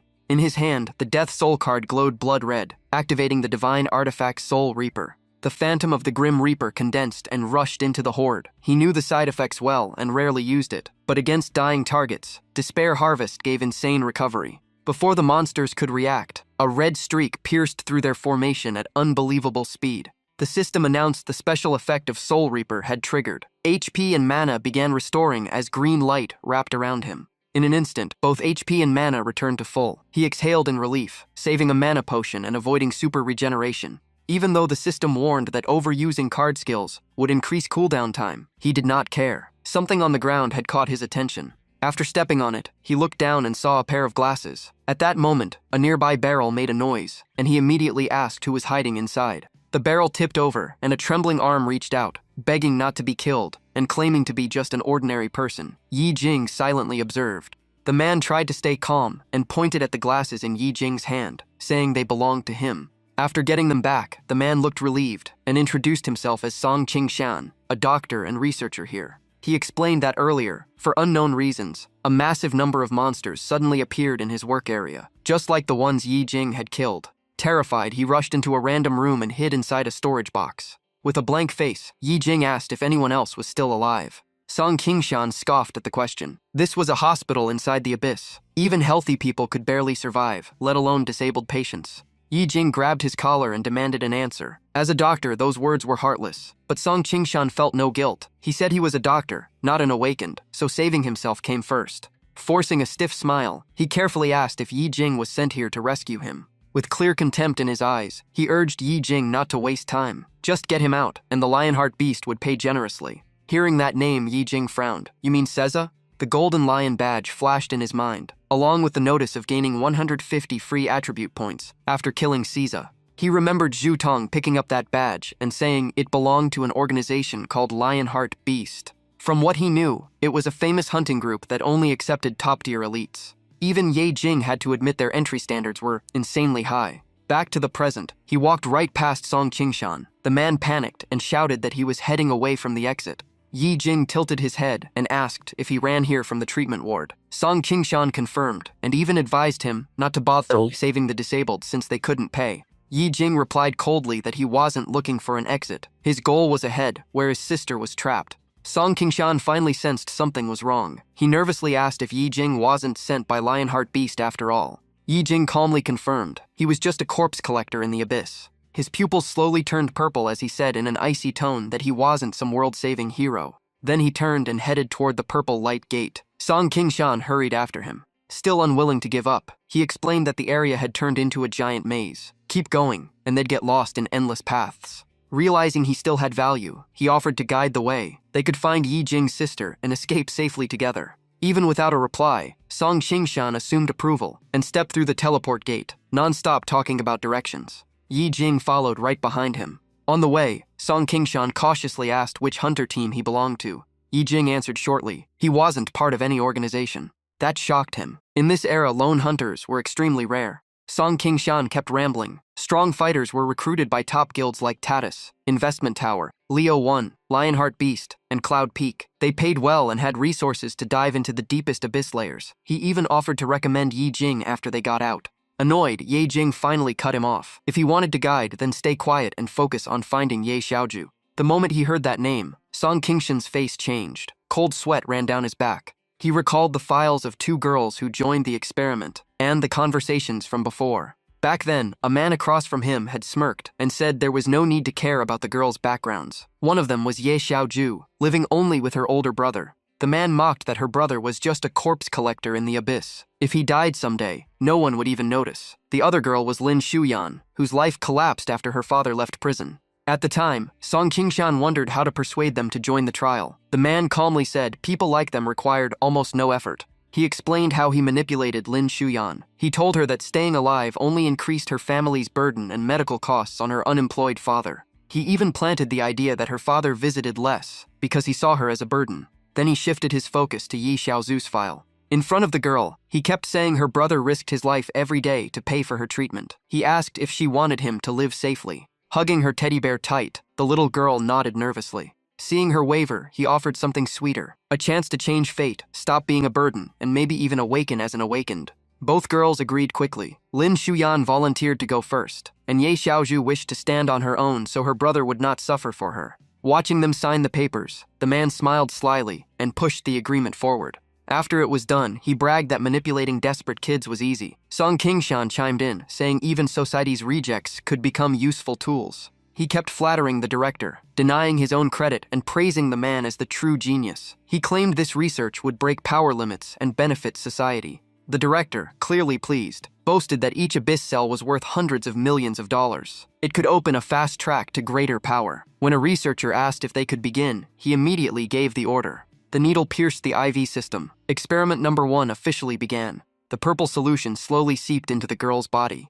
Agonizing pain made her scream, shaking everyone outside. Watching this, the director clenched his teeth, wondering what went wrong. He asked the woman monitoring the data. She reported the abyss cells were rejecting the host, and no energy fluctuations were detected. In moments, the girl mutated into a monster covered in spikes. He confirmed the transplant had failed, but quickly calmed himself. It was only a sample. There were other options. Suddenly, the woman at the security feed reported chaos outside. He frowned and asked who it was. From the speakers came an angry roar, asking where his daughter was. The woman pointed at the screen. It was the girl's father. Meanwhile, the girl's body melted into a strange puddle. Annoyed by the trouble, he ordered the father brought in. Someone moved to handle it. As guards pinned the father down, the man pretended to be polite. He scolded the guards and said the director invited him inside. Smiling warmly, he led the way and said his daughter was waiting inside. Acting refined, he introduced himself as the hospital director and assured the father his daughter was here. The father looked around desperately and asked where Yan Yan was. The man pointed to the chamber and said she had just been moved there. Seeing the container, the father froze in disbelief. The director kept smiling and said everything followed the agreement. There was just an accident, and compensation would be paid. Tears streamed down the father's face. Song Qingshan adjusted his glasses and calmly said they still needed to retrieve the body for research. The father finally snapped and punched him in the face. He screamed that they were scum and demanded his daughter back. Guards asked for orders to restrain him. Furious, the director shouted that useless people should offer their bodies to society. The death compensation was enough. The father should thank his daughter's sacrifice and take the money. The father cried that his daughter was still a minor. Forcing her to sign and taking her life was murder. He did not want money. He only wanted her alive. The director coldly called it an insult to doctors and ordered him thrown out. As guards dragged him away, the father swore they would all pay. He cursed them to fall into the abyss and never return. After he was gone, the director asked about Ye Xiao's condition. The observer checked the chamber and said there were no violent energy signs yet. Monitoring would continue. Someone worried her brother might cause trouble too. The director scoffed. A low-level corpse collector could do nothing. Back to the present, Yi Jing froze. You know my sister too? Song Qingshan hurriedly denied it. He said he might have just seen her in the next ward. But Yi Jing's suspicious gaze did not fade. Cold sweat ran down his face. The intel said her brother was useless. Yet Yi Jing had wiped out the monsters in that room. None of it made sense. Fear grew inside him. If Yi Jing was truly that strong, he might not survive. After all, he had abandoned Yi Xiaoju and ran. He forced himself to stay calm and kept leading. Yi Jing followed silently, his face heavy. Suddenly, Song Qingshan stopped. Yi Jing tilted his head. Don't tell me you're lost. Startled, he quickly explained he was just worried about the girl. When monsters flooded the ward, he had to run to survive. Deep down, he almost wished Ye Xiaoju was dead. Then he could blame it all on the abyss monsters. Yi Jing stared ahead, his eyes sharpening as if he sensed something. Without hesitation, he grabbed Song Qingshan and yanked him aside. A great sword sliced through the air where they stood. Yi Jing frowned. The attack carried no monster aura. Song Qingshan turned pale and stammered, asking who it was. A man stepped out calmly and apologized, saying he mistook them for monsters. Wu Ming looked them over and recognized Director Song. He said he was sent by the Hunter Association for a rescue mission. Yi Jing looked surprised. Song Qingshan angrily shouted that he had almost been split in half. Yi Jing studied the man quietly. He recalled the sword marks at the maze entrance. Only this person could have made them. Even after losing his team, he had reached the deepest zone alone. Wu Ming introduced himself as a Shuangxin mercenary. He asked them to step aside and said the reward was so high that losing a few teammates did not matter. Yi Jing remembered the rumors about double bounty mercenaries. They risked their lives in the abyss, and if all teammates died, the survivor took the full reward. Meanwhile, Song Qingshan quickly claimed he was the rescue target. Yi Jing pulled him back and warned him. The man in front did not feel like a rescuer. That sword carried killing intent. Song Qingshan asked what killing intent he was talking about. He felt nothing. Yi Jing looked at Wu Ming and said he had no intention of stopping his mission, but He stated firmly that Song Qingshan had to stay and guide him. His sister was somewhere behind Wu Ming. Hearing the word sister, Song Qingshan's face went pale, while Wu Ming softly repeated it. He did run into a little girl on the way. Yi Jing instantly demanded her location. Meanwhile, Song Qingshan turned pale. If Yi Xiaozhu was alive, he was finished. Wu Ming did not answer. He tossed a teddy bear to Ye Jing. Seeing the familiar toy, Ye Jing felt a chill and asked where it came from. Wu Ming closed his eyes and sighed. The girl was adorable, but sadly, she did not survive. Yi Jing froze. He could not believe what he just heard. In contrast, Song Qingshan was secretly overjoyed. If the girl was dead, he had escaped disaster. Noticing Yi Jing's trembling hand, Wu Ming calmly explained that he had warned the girl. If monsters attacked, he would not protect her. That was not his mission. But he promised to pass on her final words if he met her brother. He then repeated Yi Xiaozhu's wish. She hoped to wait at the hospital gate so her brother would see she was safe and not risk entering the abyss. Yi Jing's eyes turned bloodshot with rage. Overcome with anger, he rushed forward and demanded answers. He could not accept that Wu Ming just stood by.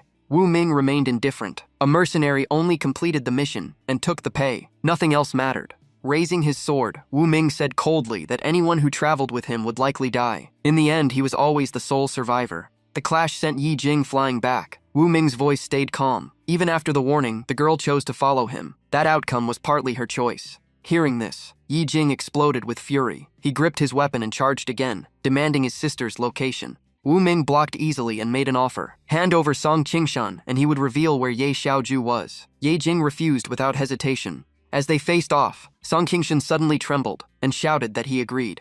Wu Ming's patience thinned. He said he hated obstacles. Even former comrades would be buried if they stood in his way. Ye Jing unleashed a heavy strike that knocked the greatsword from Wu Ming's hand.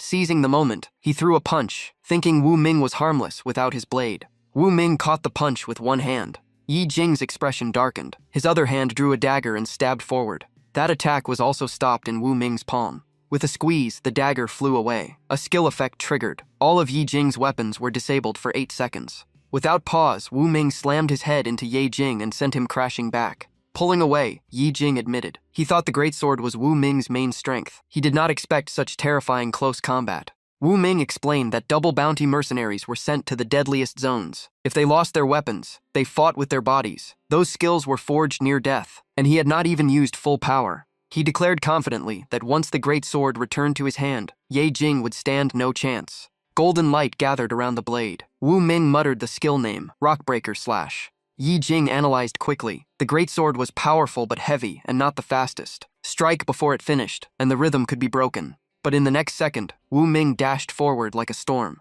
Even Yi Jing had to admit the speed was terrifying. Without hesitation, he threw out a summon card marked with a spider. 2 level 5 demonized spiders appeared instantly. Wu Ming showed a hint of surprise at Yi Jing's summoning ability. The 2 monsters spat thick webs straight at him. In a blink, Wu Ming was wrapped in layers of silk. One sword sweep cut them all apart. He leaped up to avoid the strands at his feet and scoffed. If Yi Jing thought a few monsters could stop him, that was naive. Red light erupted from the blade. The energy shook the air as Wu Ming unleashed Rockbreaker Slash again. Seeing Yi Jing charge like a burning arrow, Wu Ming still looked down on him. Summons alone could not threaten him. Then his eyes suddenly shifted behind Yi Jing. A dark purple beam shot forward from Yi Jing's position. Wu Ming raised his sword to block. Even so, he was pushed back several meters. If not for the thick blade absorbing most of the force, that strength would have pierced him. Dark purple aura surged around Yi Jing like a descending demon god. Wu Ming realized this was no ordinary corpse collector. Planting his sword into the ground, Wu Ming admitted Yi Jing was far stronger than expected. Yi Jing stared back and said no matter the experience gap, he would never retreat.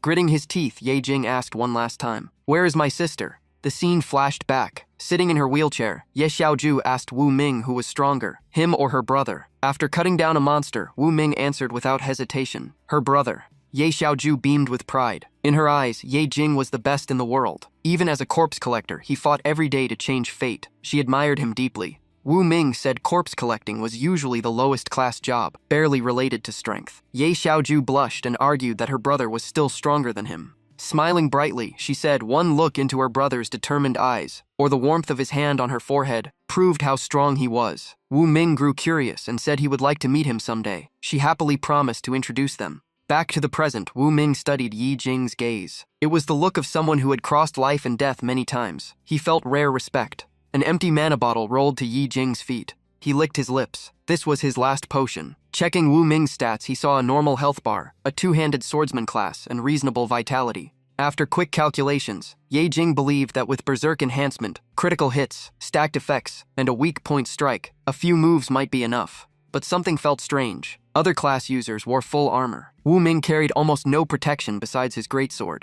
As Wu Ming rushed in with full force, Ye Jing realized this style abandoned defense entirely. It was a fight trading life for life. The greatsword swept across with violent force. Ye Jing reacted fast and leaped high. Appearing behind Wu Ming, his blade glowed purple and slashed down. Wu Ming's eyes burned with excitement, as if enjoying the battle. He did not retreat. He spun and thrust his sword straight back. Ye Jing's pupils turned purple. He was shocked by that speed. An undead card activated. The system displayed soul impact. Ye Jing's speed surged. A storm of strikes rained down, triggering critical, lucky critical, and enhanced damage alerts. Yet when the combo ended, Ye Jing froze. Wu Ming was still standing unharmed. He was stunned. From start to finish, Wu Ming never dodged. Just let every hit land like it meant nothing. Wu Ming slowly turned his head and looked at him. What shocked Ye Jing even more was this. There was no blood at all. Golden light particles floated out from every wound. The scene made no sense. Wu Ming raised his head to the sky and let out a savage roar. A storm-like sword slash shot forward, forcing Ye Jing to jump back fast.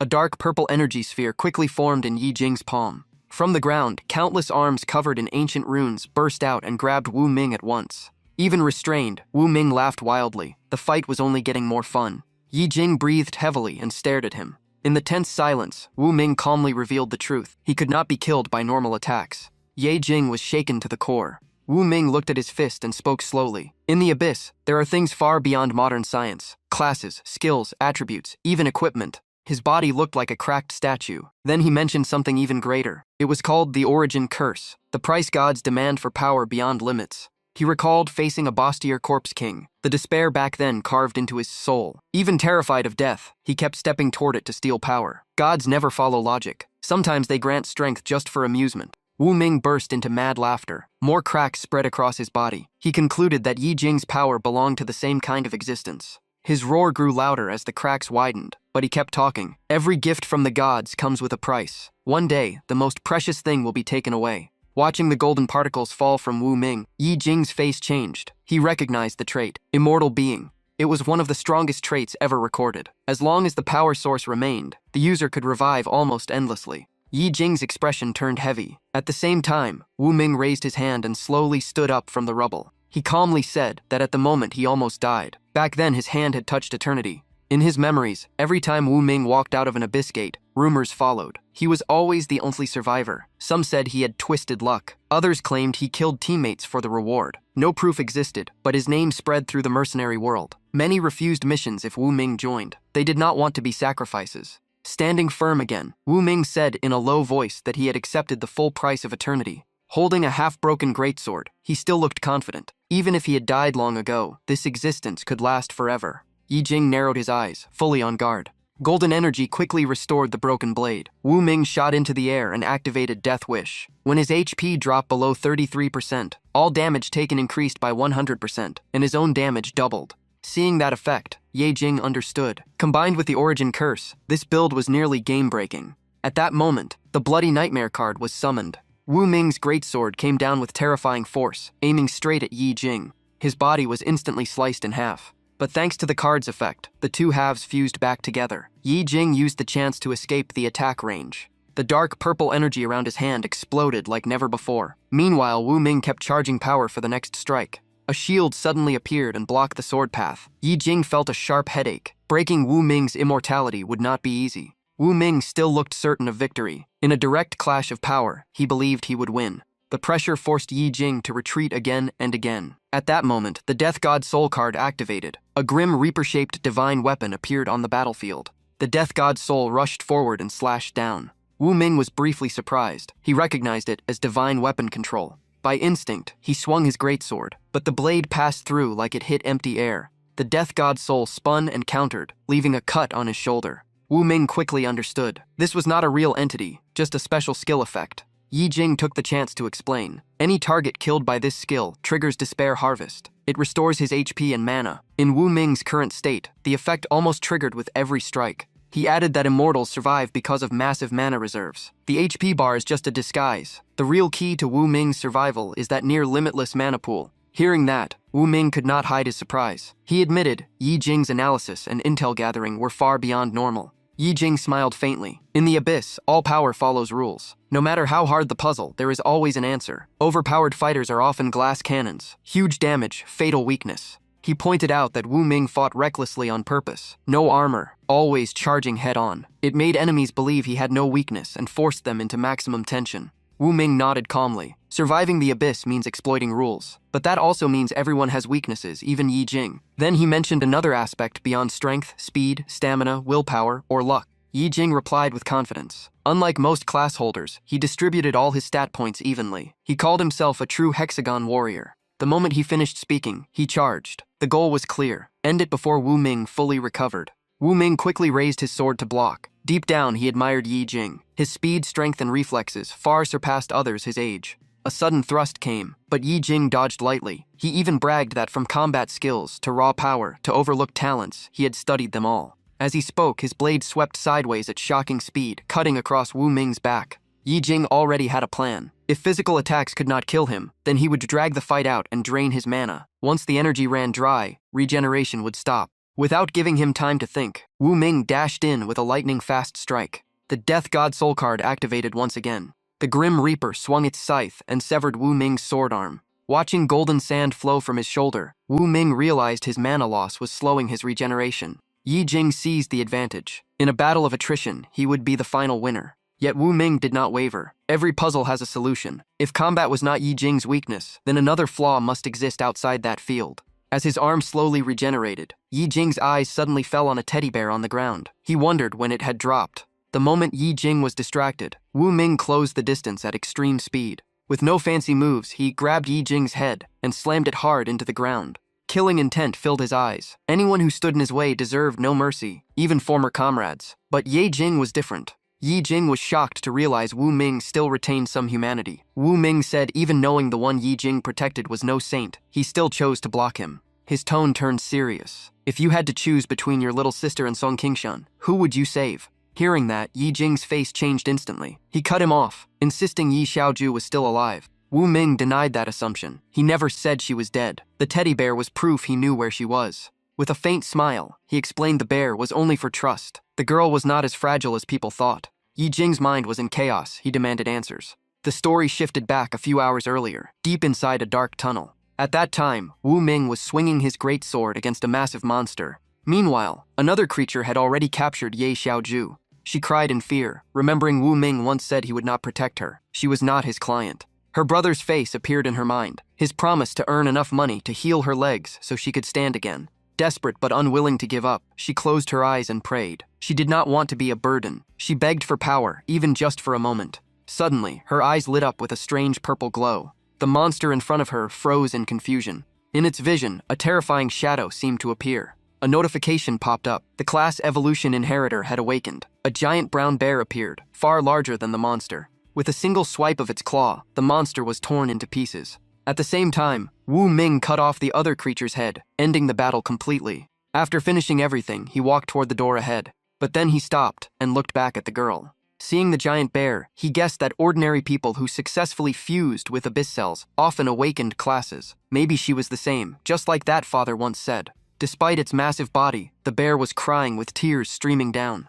The girl raised her paw toward him. He simply watched in silence. He felt uneasy. Rumors said abyss cell mutations often erased sanity and turned people into monsters. But she only trembled and burst into tears, shocked and overjoyed that she could finally move on her own legs. Wu Ming was stunned. Cold sweat ran down his back. She had kept her human consciousness. He asked her to say her name. Sitting on the ground, she sobbed and said she was Ye Xiaoju. Wu Ming set his sword aside, confirming his guess. When she saw her reflection, she panicked. She had become a giant teddy bear. Wu Ming could only sigh. Holding her cheeks, she cried miserably. She did not look human anymore. How could she face her brother? Even Wu Ming did not know how to explain it. After thinking for a while, he said if she did not want to travel with him, that was fine. He still had his own mission. Using her giant claws, she picked up a small teddy bear and handed it to him. She asked him to give it to her brother. She needed time to accept everything. Wu Ming took the teddy bear and simply said, if he ever met her brother, he would personally hand it over. Back to the present, Wu Ming sat calmly on the rubble. If they kept fighting, he would be the one at a disadvantage. He only wanted to witness Yi Jing's power. Now there was no reason to be enemies. Hearing Ye Xiaoju was alive, Song Qingshan's face changed drastically. His eyes widened as if a storm was coming. Wu Ming's voice stayed cold. The doctor standing behind them was the real reason Yi Jing's sister was pushed into danger. Yi Jing's eyes turned red as he stared at the doctor. But Wu Ming was not finished. He delivered another crushing blow. He claimed the appearance of the abyss was partly that man's doing. Earlier, in a cramped dark room, Lin Xuan's father admitted in despair that he had no other choice. Staring at the dark purple key in his hand, he knew that opening any door with it would flood the lab with abyss energy and turn it into a true abyss. His heart was filled with hatred. He believed that with Song Qingshan's status, someone would come to save him sooner or later, so he wanted to bury both his body and soul here and drag all his research into the abyss to repay the pain his daughter suffered. Wu Ming asked in a low voice if he understood the price. The man calmly said the cost did not matter. Song Qingshan began to panic but still tried to justify himself. He mentioned Lin Xuyan. He had paid compensation and fired her father. To him, someone with no value was not worth wasting resources on. Hearing that, the killing intent in Yi Jing's eyes grew thicker. Song Qingshan hurried to explain that Yi Xiaozu's case was an accident. He could not pull her out of the abyss in time. Even if she was once a test subject, it was her choice. If Yi Jing was unhappy, he could compensate him. In fear, he even said whether alive or dead, everything could be settled with money. The word compensation made Yi Jing's teeth grind. Yi Jing could not hold back. He threw a full force punch. Song Qingshan spat blood and was sent flying. Yi Jing's body trembled with rage. Song Qingshan lay on the ground shaking. Even with a swollen face, he still argued. He could not understand why a cripple mattered so much to Ye Jing. His cold words continued. In his eyes, using Yi Xiaoju was just maximizing human value. Dying for research was an honor. Every word stabbed into Yi Jing's heart. She was his last family.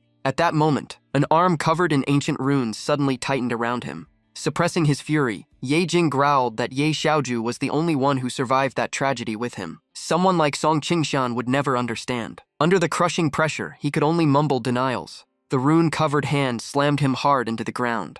Yi Jing looked at him like he was worthless trash. Grabbing his collar, he said coldly that even trash can be recycled. But someone like him was not wanted even in hell. Yi Jing glanced at Wu Ming and casually threw Song Qingshan toward him, declaring he was now Wu Ming's to deal with. Wu Ming's mechanical arm shot out and grabbed Song Qingshan by the face. Watching Yi Jing walk toward the teleport gate, Wu Ming said this counted as a deal. Yi Jing replied that all he cared about was confirming his sister was safe. Wu Ming smiled cruelly. A mercenary's job is to complete the commission. Song Qingshan had to die here. Hearing that, Song Qingshan offered double the payment and asked how much the old man had paid. Wu Ming asked back in confusion, "A life is only one. How do you plan to pay double?" The question left Song Qingshan stunned. Looking at the teleport gate, Wu Ming felt a hint of anticipation. He hoped one day to fight Yi Jing seriously with no restraints. As Yi Jing stepped through the portal, a painful scream echoed behind him. On the other side, the giant bear tilted its head. The moment Yi Jing appeared, Ye Xiaoju froze. Seeing him, Ye Xiaoju burst into tears and called out loudly. Looking up at the massive bear, Ye Jing softly said he was here, just a little late. She choked and said she was the one who should apologize. She always dragged him down. Even though she never wanted him to risk his life, deep down she still hoped he would come. Seeing how much bigger she was now, he gently reassured her. It was over. No monster would threaten her again. But Xiaoju sadly shook her head. Sitting on the ground, she cried and pointed at herself. The monster was her. Tears kept falling. She blamed herself for always relying on him. She wanted his protection, but did not want to be a burden. She only wished to stand up from her wheelchair and share his burden. Instead, she became this strange creature. Hearing that, Yi Jing let out a soft sigh. Then he smiled and said some people look human, but are worse than monsters. No matter how her appearance changed, in his eyes she was still his cutest little sister. Xiaoju lowered her head and looked at her body, sadly repeating that this was what she looked like now. Yi Jing laughed and said he dealt with monsters every day. He could tell what a real monster was. After that, he glanced around the room. Seeing monster corpses everywhere, he was stunned by the results. A bit hesitant, he asked if she did all of that. Xiaoju scratched her head shyly and denied it. She pointed at a nearby corpse and proudly said that one was hers. She smashed it right after transforming. Yi Jing was surprised. Her strength was not low at all. Just then, she noticed her giant claws were slowly fading. A soft pink light flashed, and her body gradually returned to human form. Xiaoju stared at herself in confusion and asked what just happened. Yi Jing explained that the mana maintaining her transformation had run out, so her body reverted. That proved she was not a monster, just someone with a special transformer class ability. As he carried her, he congratulated her on becoming a class holder who could protect herself. She happily asked if she could become like him. placing her back in the wheelchair. He turned serious. That was not allowed. He would never let her step into danger. Suddenly, Xiaoju asked if he met someone special. Yi Jing asked who. She playfully pulled at the corner of her eye to describe him. Laughing in her wheelchair, she said that man wanted to meet Yi Jing. He believed they would get along. He even said Yi Jing looked like someone hard to kill, just like him. Yi Jing recalled their fierce battle and gave an uncertain reply. As he pushed her toward the teleport gate, he calmly said someone like that did not sound easy to sit down and chat with. Time passed. The scene shifted to an old alley. Yi Jing was sleeping deeply when the phone on the table kept ringing. He answered half asleep and was jolted awake by shouting on the other end. The man complained that since work at the mall started, he had not seen Yi Jing at all. Then he heard Yi Jing took private jobs with the Blood Oath Alliance. Yi Jing sat up helplessly and explained he needed money, so he had to find extra work. The man's tone softened and asked if he still collected scrap. Yi Jing confirmed he did.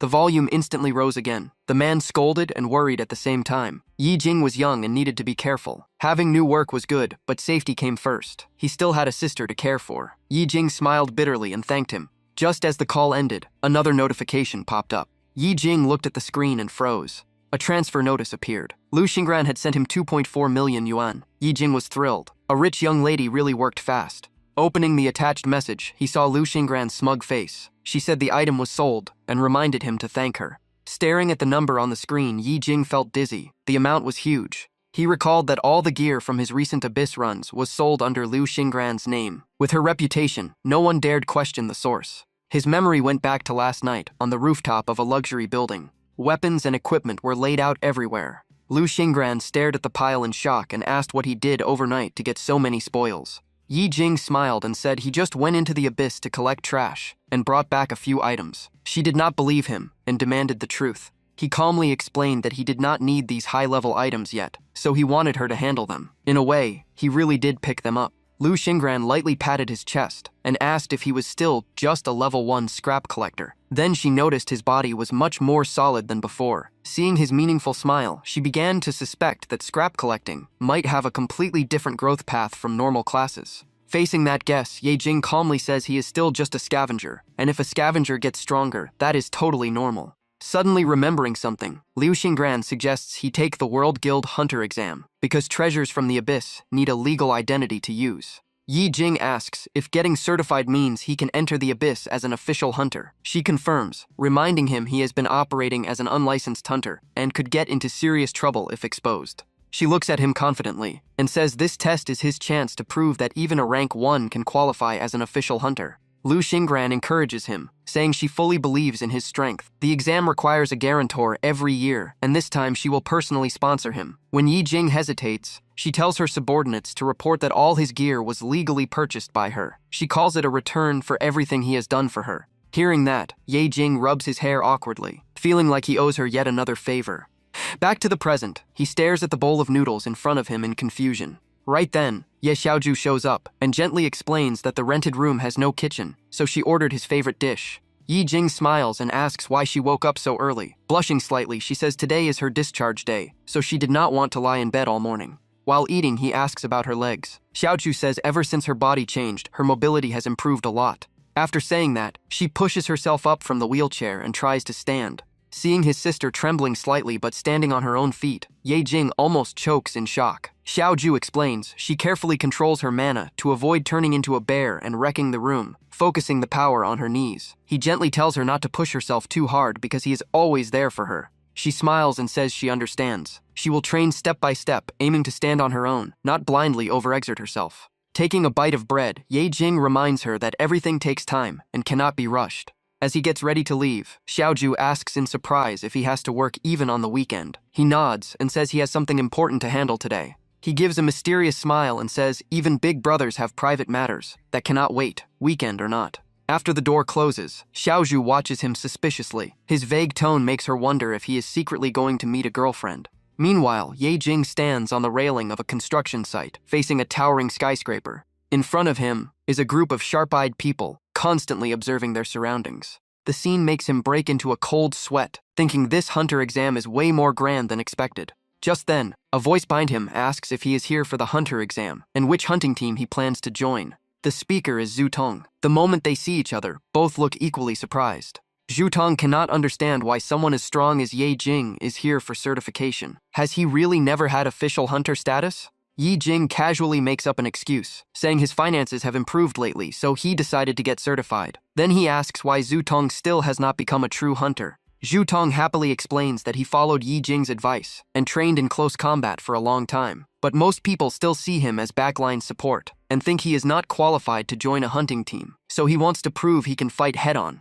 Zhu Tong laughs and guesses that if Yi Jing is registering, he must be aiming for the highest level. Yi Jing nods without hesitation. At that moment, two burly men aggressively shove their way forward, shouting for everyone to move aside. Behind them, Wu Sanzuo stands with a cigarette in his mouth, looking annoyed that he even has to line up for paperwork. His two lackeys immediately boast about his status, loudly declaring that he is a God-chosen ranger, and anyone who blocks their boss' path should be ready for a beating. Hearing the title God-chosen, Yi Jing recalls the people he has met before, while Zhu Tong looks completely confused. In Yi Jing's mind appears Liu Xingran, the God-chosen knight, with overwhelming combat power, ice magic, and incredible healing ability, which places her firmly at rank. Yi Jing analyzes that a God-chosen class is basically a base profession fused with external power, either covering weaknesses or amplifying strengths like a blessing from the gods. Then he tells Zhu Tong to wait until Wu Sanzuo finishes before registering. Zhu Tong scoffs, saying that guy is just lucky. When his turn comes, Wu Sanzuo struts up to the registration counter. The staff calmly asks what type of license he wants to apply for. He points at himself arrogantly and asks what other license a God-chosen like him could possibly need. The answer is an all-round license. The crowd instantly buzzes, since this certification is extremely difficult, though many believe a God-chosen might actually pass. His two lackeys keep hyping him up, calling their boss a top-tier genius, and saying no one else even compares. Not far away, a girl lets out a cold, mocking snort. Hearing it, Wu Sanzuo turns around. The moment he sees the beautiful girl, his attitude flips, and he invites her to team up with him. Yi Lang looks at him with pure disdain and bluntly says he is not qualified. Instead of backing off, Wu Sanzuo starts spewing vulgar boasts about his strength and other crude matters. Yi Lang's face turns icy. A flash of purple light sparks as she snaps her fingers. An explosion erupts instantly, blasting Wu Sanzuo away as his lackeys watch in horror. His miserable scream echoes across the area. Flames engulf his body, turning him into a human torch. His men rage, claiming everyone here is new and she is too vicious, clearly clueless about how powerful their boss really is. Zhu Tong stares wide-eyed. Yi Jing recognizes it immediately as Blaze Explosion and realizes this girl is far from simple. When the flames die down, Wu Sanzuo stands there charred black, clothes nearly burned off. The crowd bursts into laughter, mocking his God-chosen title. Humiliated in public, Wu Sanzuo grits his teeth in fury. He pulls out two daggers, declaring he will teach her a lesson and reclaim his pride. Just as he is about to move, a hand suddenly lands on his shoulder. Wu Sanzuo turns to curse the person blocking him, and Yi Lang also looks over in surprise. The instant he sees who it is, his face turns pale like he has seen a ghost. Yi Jing calmly reminds him this place is under supervision and causing trouble will bring serious consequences. Wu Sanzuo freezes, then quickly nods. For some reason, Yi Jing's presence alone feels suffocating. At that moment, two heavily armored warriors step out from behind the counter. One coldly announces that using professional abilities in public areas is strictly forbidden. Seeing the spear in the warrior's hand, Wu Sanzuo immediately changes his tone, blaming the hot weather for everyone losing their temper. But Yi Lang insists he started it. The supervisor warns that if she keeps violating the rules, she will be punished as well. The staff asks for her profession and desired license. Annoyed, she says she is a fire elementalist applying for a magic transport license. A blue crystal is brought out, and she is told to place her hand on it for inspection due to suspicious activity. With clear displeasure, she grabs the crystal at once. The moment she touches it, electric-like rays burst out, and the staff immediately conclude her power index far exceeds normal standards. He turns to the crowd and explains that many unregistered powerhouses have recently left massive destruction inside the abyss, so inspections are now stricter. Then he asks her to come along for further investigation, making her break into a cold sweat. Her expression darkens instantly. In the next second, she switches to a friendly smile, sweetly asking for a retest, claiming the device might have malfunctioned.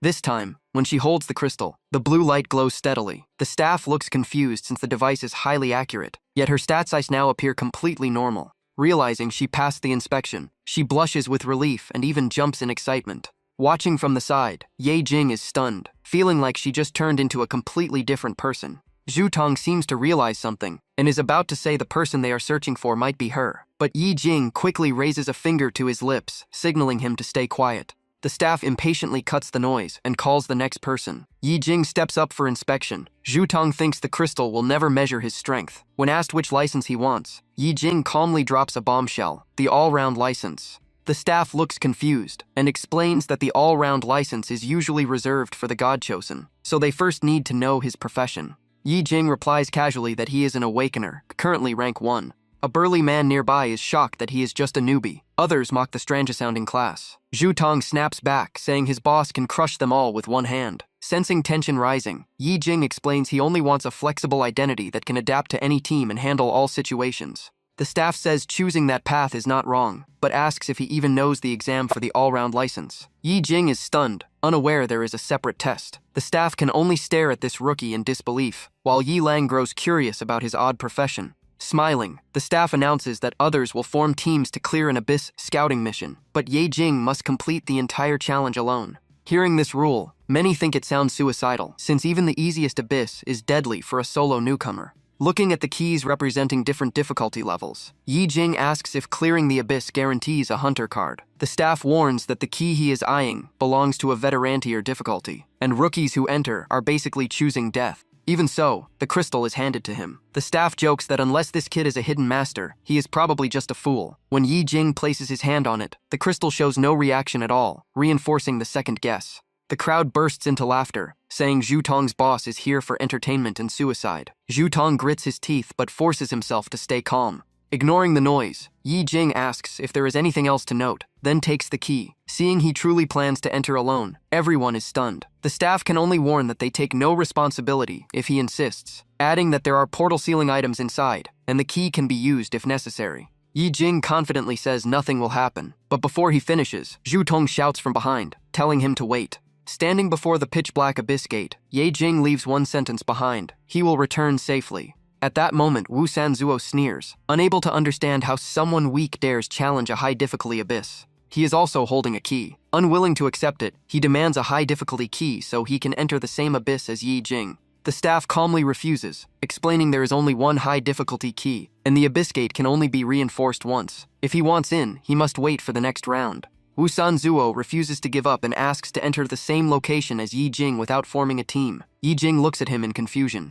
The staff considers it and asks if he intends to participate as a competitor. A guard adds that the rules only forbid teaming up, not competitors appearing in the same zone. After hearing the exchange, the staff clears his throat and continues. He calmly explains that as competitors, only one person can claim the boss token after the kill, and only one can complete the exam. He seriously warns them not to think more people makes it easier. The moment a second person enters this high-difficulty abyss, it jumps to hell level. The more participants, the more the challenge scales exponentially. That is why only one person is usually allowed. He adds that the abyss is extremely dangerous, and even under World Guild control, abnormal rule resets can create countless unpredictable variables. For example, the internal structure may suddenly change, or monsters may gain unexpected enhancement effects. After finishing, he pauses and asks them one last time if they still want to proceed after hearing all of this. Yi Jing thinks to himself, these special enhancement rules are basically elite monster traits. Some boost health and damage, while others grant immunity to certain attacks, forcing players to rely on specific mechanics. He has dealt with those before.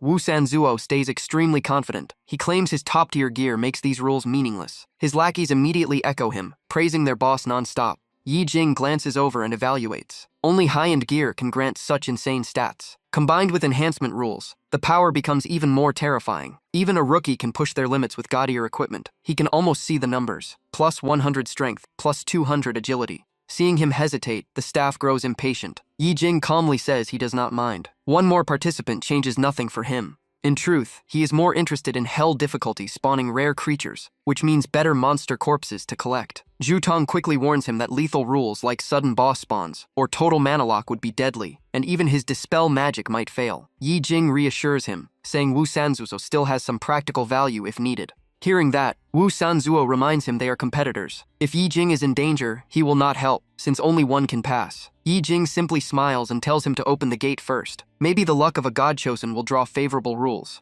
Holding the key, Wu Sanzuo sneers, clearly pleased with himself. He rushes toward the gate, boasting that people call him the Western God. The moment the gate activates, notifications flood in. The abyss is reinforced to high difficulty. Monster count plus 300, health plus 150, damage plus 70. The entrance turns an oppressive purple. But that is only the start. More rules appear. Mana sealed zone. Special spawn rate plus 3%. Decay spread effect reducing all healing by 75%. Wu Sanzuo instantly curses his terrible luck. He checks his gear and complains that he stocked a huge bag of recovery potions to clear the dungeon. With healing cut this hard, his entire plan collapses. Yi Jing also realizes his own healing skills, like man-eating flower and death drain, will be heavily weakened. Thinking further, he notes that the self-damage from Berserk will become far more dangerous. If used carelessly, the skill might hurt him more than help. Wu Sanzuo sighs that he even bought the largest backpack to carry extra potions. Now most of it is useless. He has no choice but to lighten his load and rely on combat. After reorganizing, he switches to a simpler armor set and confidently claims his indestructible diamond gear is enough to crush normal mobs. Without hesitation, Wu Sanzuo steps through the abyss gate, loudly declaring he will go first. As soon as he enters, the notice board updates again. With a second participant confirmed, the difficulty officially jumps from high to hell. Another announcement follows. A legendary challenge has been activated. A legendary tier monster will spawn, not confined to the boss zone. Whoever kills it will receive a matching legendary reward. Seeing this, the staff member is stunned. The legendary clause has an absurdly low trigger rate. Even someone with 300 luck points would almost never see it. He immediately reports the appearance of a legendary rule in the hunter exam. Meanwhile, inside the area filled with spatial gates, the atmosphere turns strange. In front of a simple difficulty abyss gate, Zhu Tong looks at his 3 teammates and excitedly encourages them to clear the challenge together. But when his eyes shift to the high difficulty abyss gate beside it, he cannot hide his worry, silently hoping Yi Jing returns safely. The moment he steps inside, Wu Sanzuo starts bragging. Looking at the vast space, he says it is no different from his 1,000-square-meter villa. Then he complains the hall is too plain, with no decorations at all, not even comparable to his garden. Right then, Ye Jing calmly drops a bombshell. The place they are standing in is the boss room. Wu Sanzuo spins around in disbelief, shocked they entered the boss zone immediately. Both of them quickly notice 2 massive stone statues standing ahead. Target information appears. One possesses extreme speed and a terrifying bleed effect. Yi Jing pulls out a detection crystal and turns serious. The enemy has 4 powerful sub-attributes, truly hell-tier monsters. He plans to summon spiders first to draw aggro, then use his speed to strike from behind. The target's armor is focused on the front, and with his Blood Rage armor-breaking style unusable right now, the only option is to aim for weak points. With that thought, he activates his spider summon. But Wu Sanzuo charges ahead first. With dual blades in hand, he roars and rushes the boss, declaring the token will be his. Yi Jing can only watch. As he closes in, Wu Sanzuo keeps shouting that he will show his true strength. His roar echoes through the hall as he unleashes his strongest skill. Seeing this reckless charge, Yi Jing's expression changes. In his eyes, this guy has gone insane. Wu Sanzuo leaps high into the air and launches his attack. The sword-wielding statue slowly raises its weapon and enters combat stance. A massive blade crashes down. Wu Sanzuo cannot change direction and slams straight into it. The impact twists his face in pain, and he curses on the spot. The statue casually swings its sword, sending him crashing into the ground and forming a huge crater. Yet he still stands up, complaining the boss hit too hard right away. Yi Jing observes that his gear is heavily defense-oriented. Even a full-force boss strike failed to break his defense. Suddenly, Ye Jing senses danger and turns his head. The other statue, the one wielding a battle axe, is already charging at him. Yi Jing instantly realizes all aggro has shifted to him, completely ruining his original plan. He leaps upward to dodge while the statue tracks his every move. A sharp blade sweeps toward him, forcing him to twist aside. Without pause, the statue continues unleashing a relentless barrage of strikes. While dodging, Yi Jing analyzes that this noble knight's bleed effect is deadly. Even a scratch will cause non-stop bleeding. With healing restricted, that is practically fatal. Debris from the attack scatters everywhere, even hitting Wu Sanzuo. He angrily shouts that Yi Jing is the target, yet he is the one getting dragged into it. Yi Jing replies that boss attacks do not distinguish targets. If he does not want collateral damage, he should stay away from the battlefield. At that moment, the axe-wielding statue suddenly leaps high. Wu Sanzuo stubbornly claims he was just careless and not interfering. A panel appears describing the brave warrior's skills, featuring powerful armor break and target lock. The giant twin axes slam down toward Yi Jing. He immediately understands this skill is designed to counter defense-based or summoner classes. Tilting to dodge a horizontal slash, he summons a wraith and fires back with soul impact. Unexpectedly, Wu Sanzuo suddenly accelerates, rushing past Yi Jing and shouting for him to step aside so he can handle it. Watching this, Yi Jing evaluates silently. Annoying personality aside, at least this guy is sharing the pressure. Facing two bosses at once, having someone tanking up front is not a bad thing. However, the moment Wu Sanzuo closes in, the axe statue smashes him with a brutal strike. Blood instantly sprays from his mouth. While dodging the flying body of Wu Santuo, Ye Jing keeps thinking about what a real tanker should be. High defense, able to take hits, and able to hold aggro. Looking at him, Ye Jing realizes Wu Santuo actually fits the role of a meat shield pretty well, while the guy himself just clutches his chest and keeps whining in pain. Right then, the axe-wielding statue opens its mouth and unleashes a terrifying sound wave straight at them. A system notice explains the taunt mechanic. Anyone affected can only deal damage to the caster, and even lock-on skills are forced to switch targets. In the moment he sees the green glow, Ye Jing understands everything. Tightening his grip on his weapon, he quickly judges that bursting them down one by one is impossible. So, the only option is to focus the tankiest and most annoying one first. The axe statue charges forward, each heavy step shaking the ground. Yi Jing rushes in and keeps slashing at its arm, but every hit deals almost no damage, and the system soon reveals the target reduces 95 points of slash damage. Seeing that, he immediately realizes cutting attacks are basically useless against this monster. This is completely different from the previous Abyss runs, where normal mobs dropped after just a few hits. At that moment, the sword-wielding statue also joins the fight. Yi Jing frowns as he now has to face both at once, starts suspecting they all dumped their stats into defense, then looks at Wu Santuo and questions how he even leveled up with such weak combat skills. Wu Santuo instantly fires back, loudly claiming he climbed up through real strength, not luck. Yi Jing snaps at him to focus on the fight, instead of talking nonsense in the middle of danger. Startled by the shout, Wu Santuo immediately turns and runs, but he barely makes it a few steps before tripping over a rock and falling flat on his face. Watching this, Yechiging calmly points out that a mobility-based fighter wearing heavy armor only makes movement harder, and Wu Santuo complains that no one told him the Abyss would be this hard, since before this he just lay back while others carried him, as a rich young master used to paying people to power level him.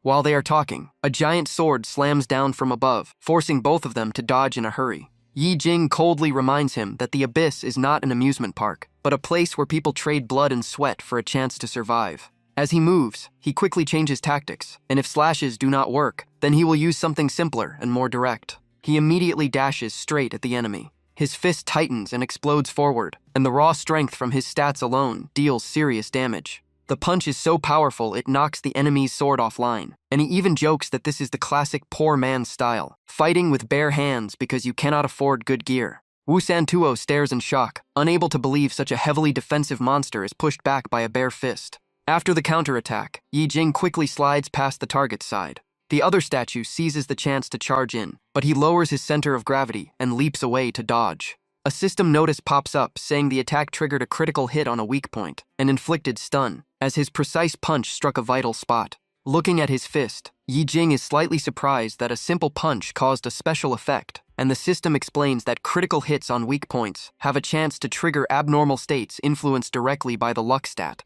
But before he can think further, the other statue is already charging again. A sword slash sweeps across his body and cuts him clean in half. Seeing that, Wu Santuo screams in horror, thinking Ye Jing has been split apart. But then he notices a strange red light appearing in midair. Yi Jing instantly reappears at another spot as if nothing happened. Calm like this is just another normal day.